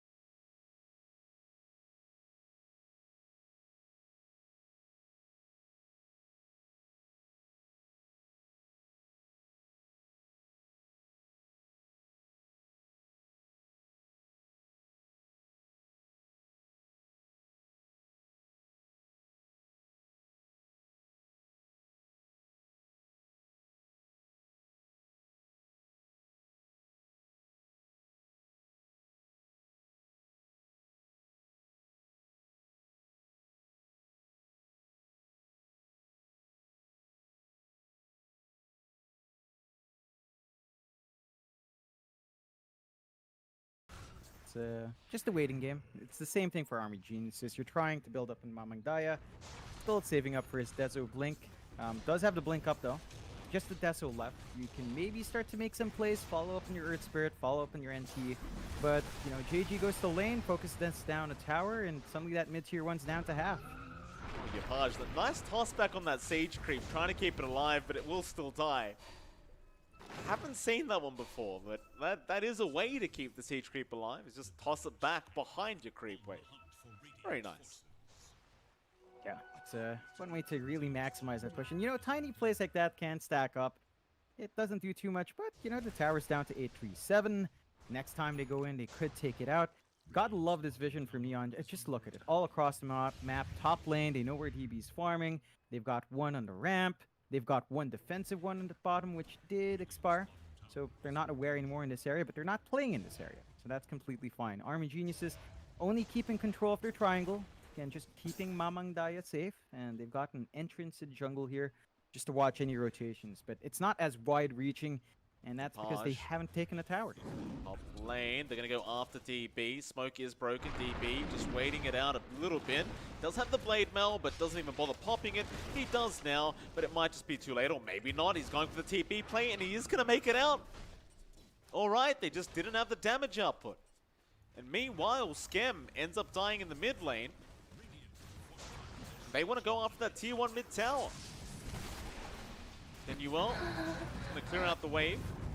roll in onto the Sven. The boulder smash out, but Arrow is going to be there from Play Hard to hold down the Earth Spirit. They are still pushing, however. DB is just around the corner. They are going to let this tier 1 go for now. I'm going to say, I think Yopaj may want to just focus in on trying to finish off that Blink Dagger ASAP, because it's a bit slow for his standards, I'm going to say, as bot lane, speaking of blinks, Mamandaya does blink in. After Skem once again, he's going to try and run, but he's being blocked up by these trains, and the damage up from Mamandaya is quite nice, but now they look to try and turn this one around. Genuel looking for a Stormhammer, will commit onto DB with the Avalanche toss out, and that will be enough. They will not really get Mamandaya, however. Blink TP, UK will be fine to just fly himself out of there. Yeah, it's back and forth. Neon does find himself slightly ahead. They did lose Scam earlier, so in a way that sort of evens it out. But you're pretty happy if you are Neon, still maintaining that 2k lead. Army Genius just waiting for Mamandaya to still finish up that Tezo. One part away. Once you have that, you can play a bit more active. You do want the same thing for Yopaj, though. He's been forced to be super active. He's 100 gold off that blink. Out. Beyond that, still finding decent pace. UK, he's fine. He's away as if Abaddon doesn't really stop anything, and we just hold out once more. Just back to farming, back to building up. You have some really good space here for your cores, and you can just kind of afford to do this. He's about 100 gold off. Deso is going to be up fairly soon, though, for Mamandaya, and that's going to be a cause of concern for the side of Neon.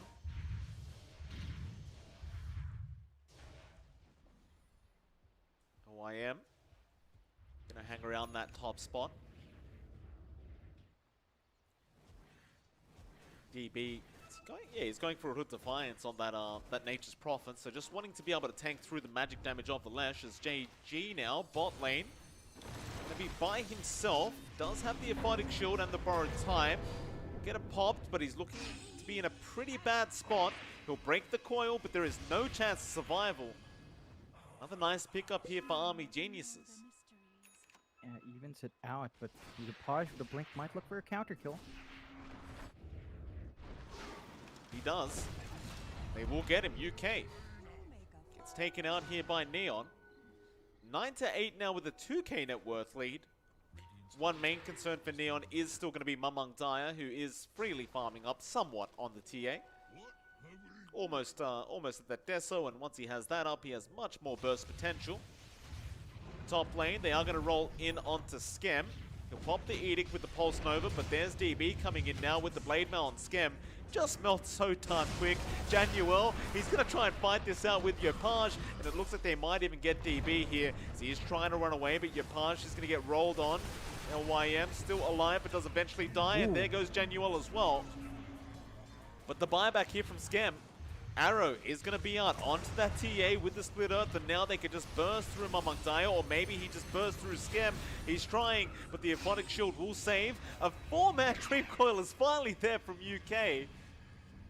But it's not really going to matter, as Yopaj will continue chasing forward, does find out both of them, but the silence is going to delay things a little bit. He'll go after Wami, though, with the Avalanche Toss and the follow-up arrow from Play Hard. It will be enough damage to kill off the Benno.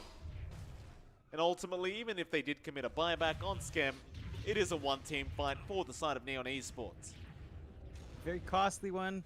Yopaj might want to be careful and does pull back, but they find the kills. They can't find objectives, though. That's something that Army Geniuses is going to be happy about. Tier 2 top still very healthy. Mid does eventually fall, but that was due to fall for a while. Now, Army Geniuses just need to snipe the opposing mid tier 1, which is at 78 HP. You can just kind of toss DB down there and kind of get that done. They might be able to catch Yopaj, but no. Can they? Looks like it's going to be alright. 4k net worth lead now.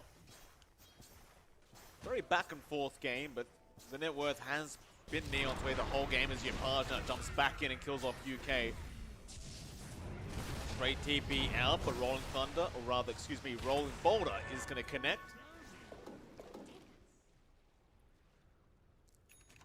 Moonlight Shadow will be enough for them to run themselves out of there. And back in fact, but the Sentry is going to give vision with those Venom wards. So they aren't going to bother any further. Or maybe they are, because they do smoke up now. Classic Neon just wanting to fight constantly. They might be fighting into the Deso of Mamang Daya, though, if he does rotate around. They're not actually going after DB yet. They'll spot him out now. Yupaj with the toss back into the creep wave. DB still fairly healthy, but they should have plenty of control. Or maybe not. The Dream Coil is going to come out from DB. More TPs to come in. UK, he's being chased down and will die as well to JG.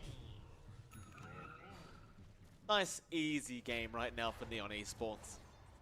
Yeah, they're finding their timings. They're making the sports event work, John Uwell. That's all he needs. It's so simple, right? You press Q, you pop your ult, and even Mamang Daya. Well, Skem's trying to fight by himself right now, but he actually does end up going down Skem. And now Genuel, what he's doing? Oh, come on. Now there's your Paj. He'll jump in with the avalanche toss and get the kill. Paj just watching his teammates now like, what are you idiots doing? Get out of there. I'll get the job done. Definitely. Sometimes, you feel confident, Mike. You run in, you're playing support Sven, you feel strong, then you realize you have Tranquils in the wand, and that's it. Then you regret your choices. John Uwell did bite a timeout, though, and they found a kill, and Yupaj gets another. Yeah, I may as well keep the camera just on Yupaj the whole game. So he is the one that's just setting up kills left, right, and center. Gets the deny on the tier 1 mid tower to boot, and looks like they will just calm down for a little bit as they might just take a bit of a farming break. Skem has died quite a bit though, 3, 4, and 7. So in terms of their late game potential, it may be up to Yopaj to get to that late game kind of powerhouse. But the problem is he has not focused in on his own farm. So could be pretty bad in about 10 minutes when you're up against the Nature's Prophet and TA, who both will probably outscale you on the Leshrac and Tiny. Unless Januel is going to pull off a miracle with the support Sven. But it's highly doubtful, John. His farm is nowhere near where it needs to be. And he's trying to TP, but LYM will have the control. Yopaj, do you want to jump in? No, he doesn't. You're right when you said Januel would pull a miracle off, Mikey dies. What did you do? What did he do to you, Mike? Just because he's playing support Sven, you don't have to let him die. Don't curse him. He's having a good game. We'll see, though. Is he? 2, 4, and 8. That's slightly better than Skem. I'd say, yeah, you're okay if you're the Sven. Army geniuses, though, they understand they can find more. They are smoked up with Mamang Daya. Still want to use this Desolator in a big way, but they might just opt for a Rochelle, though. Yeah, there goes Wami, but Yopaj now in a very difficult scenario. He's surrounded by 3 heroes and he's going to die. In fact, Playhard is also caught out by the Dream Coil. He'll mech up, he tries to run, but Mamang Daya is going to have the attack to follow him down. And with those 2 kills, they definitely could go back for a Roshan attempt. There is going to be a quick pause out from Playhard. Neon, I'm not sure what the game plan is here anymore from them. I think they've played around a bit too much here with Army Geniuses and Scam. He's trying to get a Bloodstone up, but I don't think that's going to be the answer to his problems. I'll tell you that, John. Nope, definitely not. You're still gonna have issues with basically everything here. Does have the gold to just buy it out though, so you can just immediately build it. I don't know if you want to do that right now, when you know that Army Geniuses are right on your door.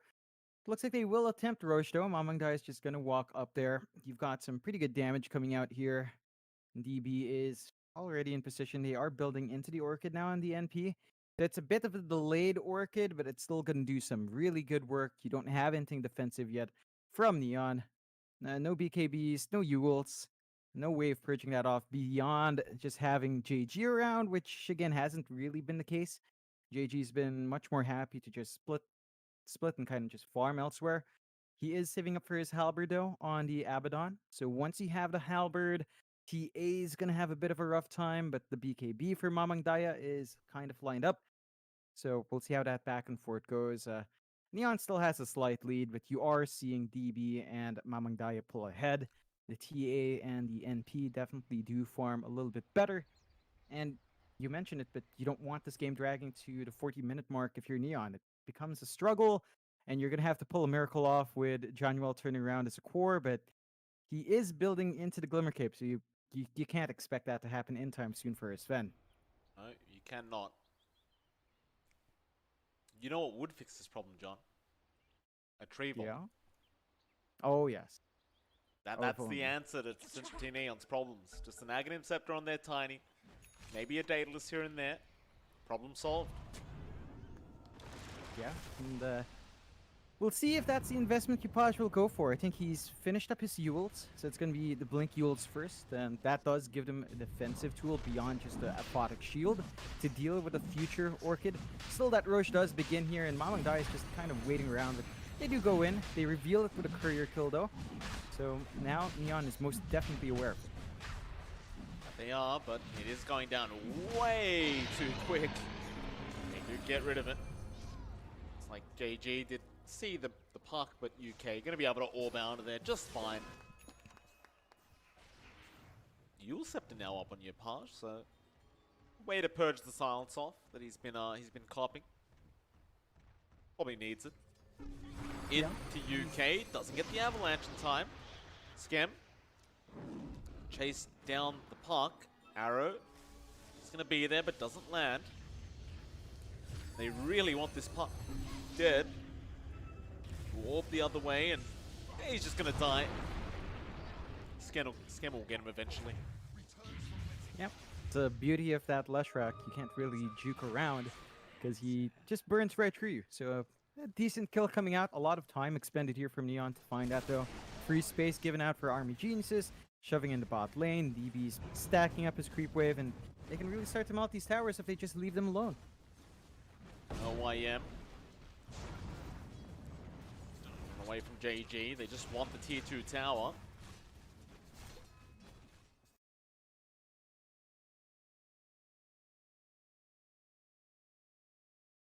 That BKB up, so you're starting to look at that the peak of the TA very, very soon from Mamangdaya. In fact, he does have the full thing up now, just on the way in the courier.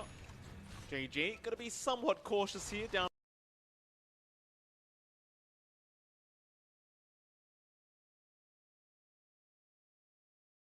that bot lane. Looks like he's gonna run away in time.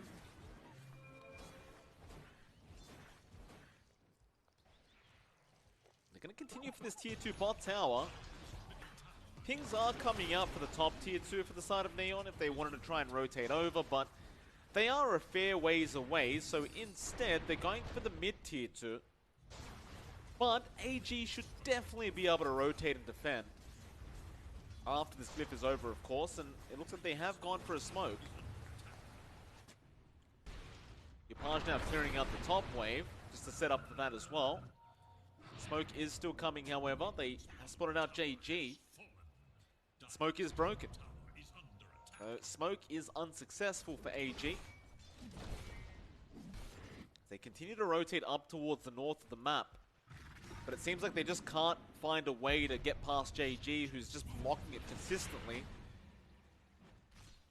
Mamangdai tries to get a bit of a burst on the Abaddon, but he's going to be alright. Instead, here come the TBs. DB going to get the Sprout off onto Januel. He's just going to sit there and accept that he is going to die. Rest of Neon is going to have to back off without finishing off that tier 2. Yeah, it's a messy situation for Neon. Army Geniuses are doing the right plays here. They're kind of splitting that map up. They don't have the net worth lead, but their cores in Mamangdaya and DB are pulling ahead. So that scaling we talked about is starting to pile on. Neon need to make something happen. They've got a 4-staff now on Yupaj. They need to gap close and find some kills. He's got JG, or rather not JG, but DB there. That'll be DB going down. Blade Mail not really helping him out enough. Mamangdaya UK, they were around trying to get in range to help, but looks like they're going to be just fine. Yeah, the slow game continues here. Yeah. That's Just why I building up. don't like Less Fracture. Just, you get behind and you just can't do anything. Yeah, pretty much. Scam's just kind of forced to try to farm.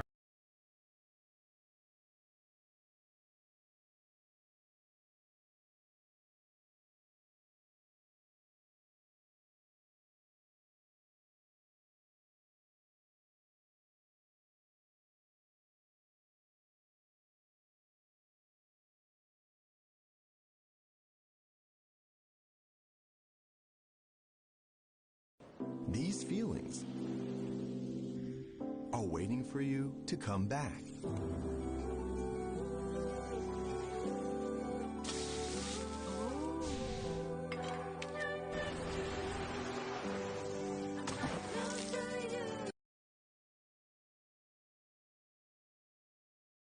These feelings are waiting for you to come back.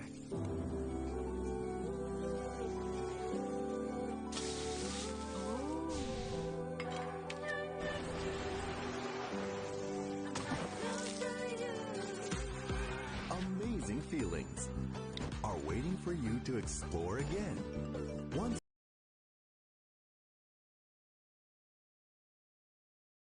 the world is ready. Until we meet again. Amazing Thailand. That's pretty much it for now. YM in UK. Getting pretty low. DB, TPing right in the middle, is probably going to die here to Scam as he now does chase down the puck. And they are just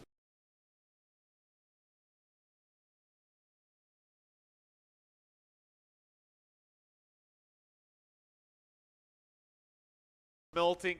Neon eventually to get the team fight their way, and we have a pause out from AG.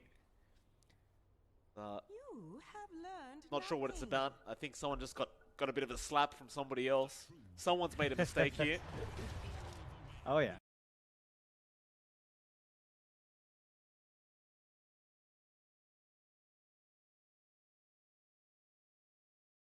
I mean, that's almost a full team wipe coming out for Neon. They managed to turn it around after kind of dropping a couple of viewers there.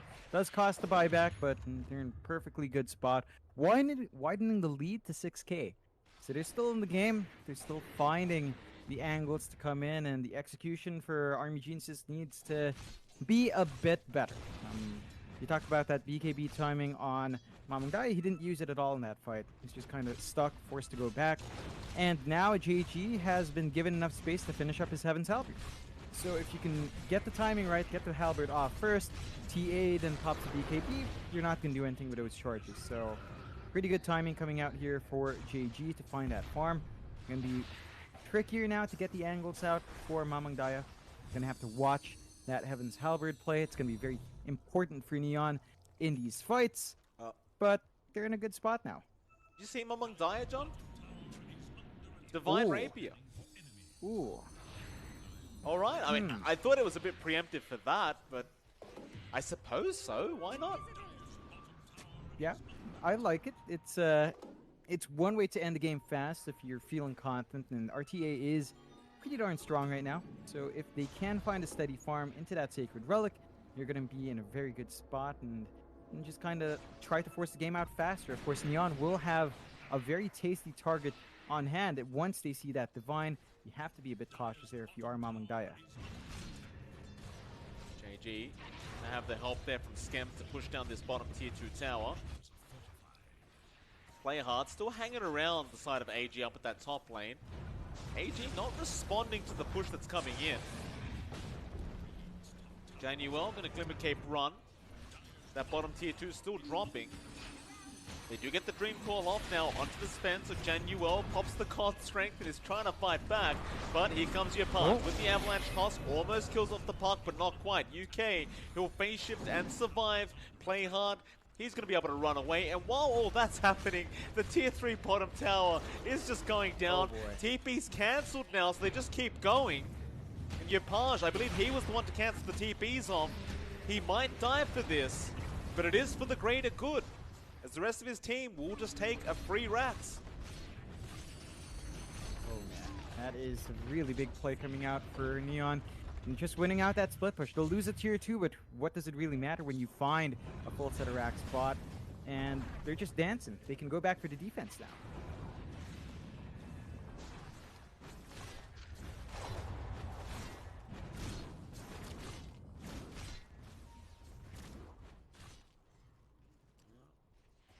G.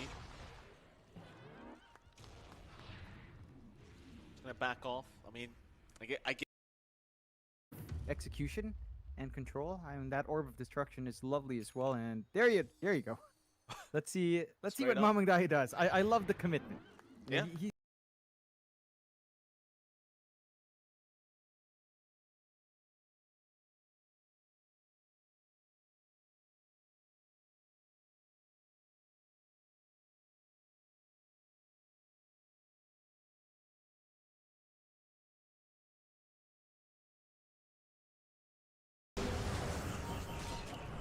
on the brighter side, Mamang Dai does have a BKB this game, so unlike yesterday, John, he's actually got a way to Still- survive.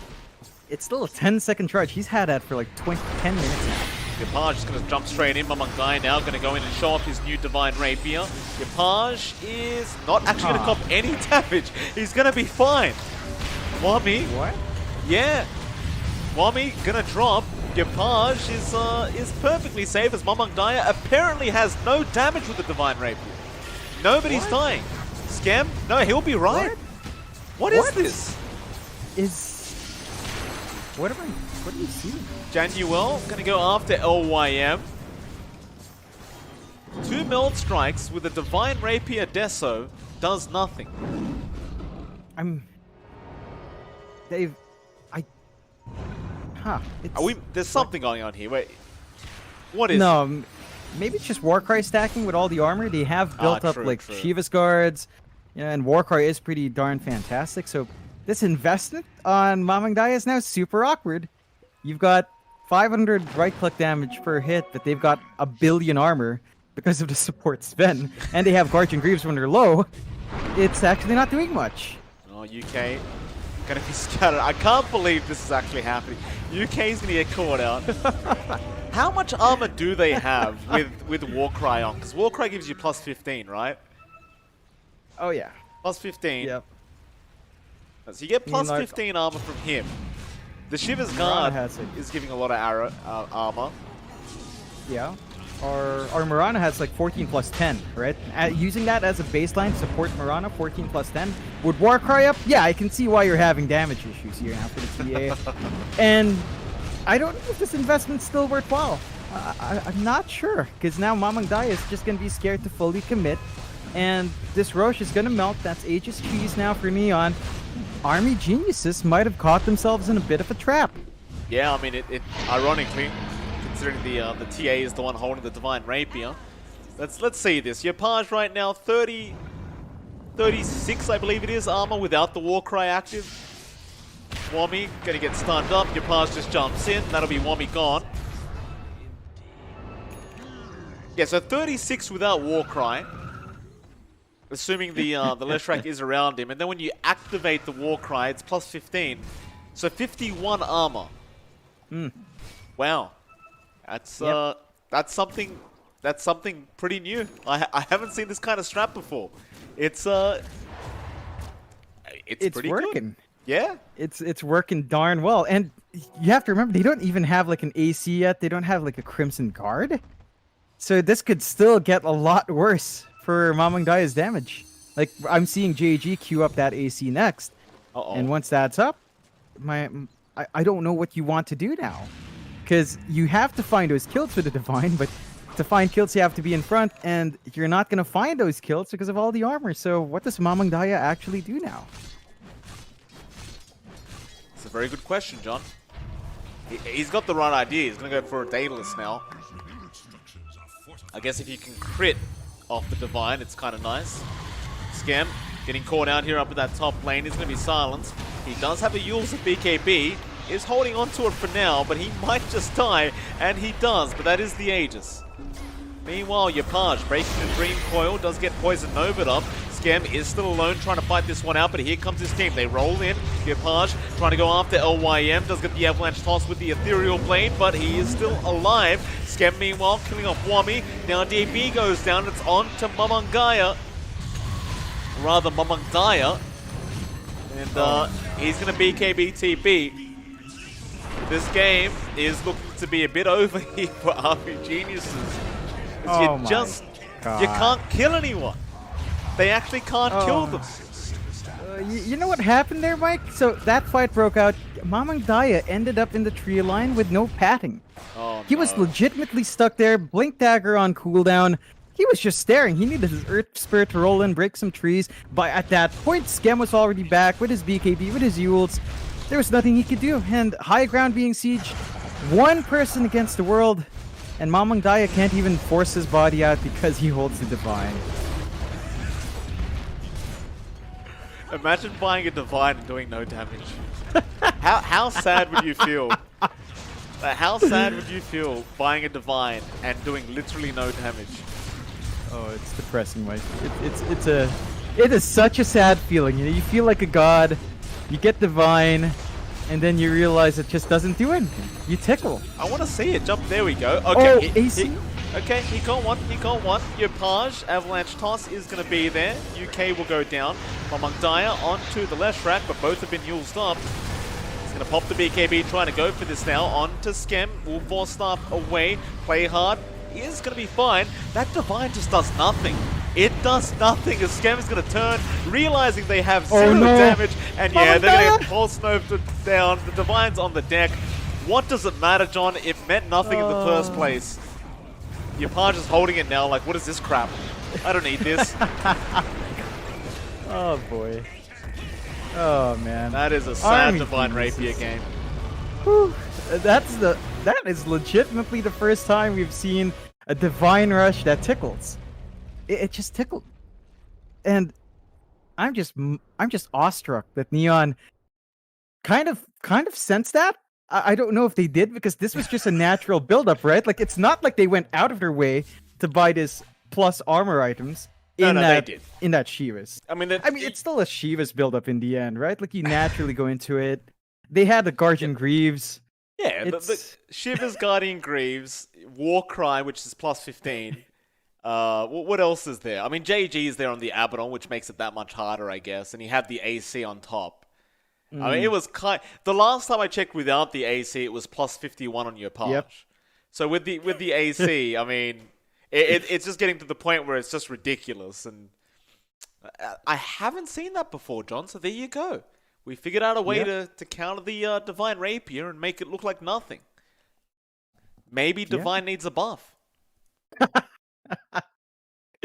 Oh God, help us.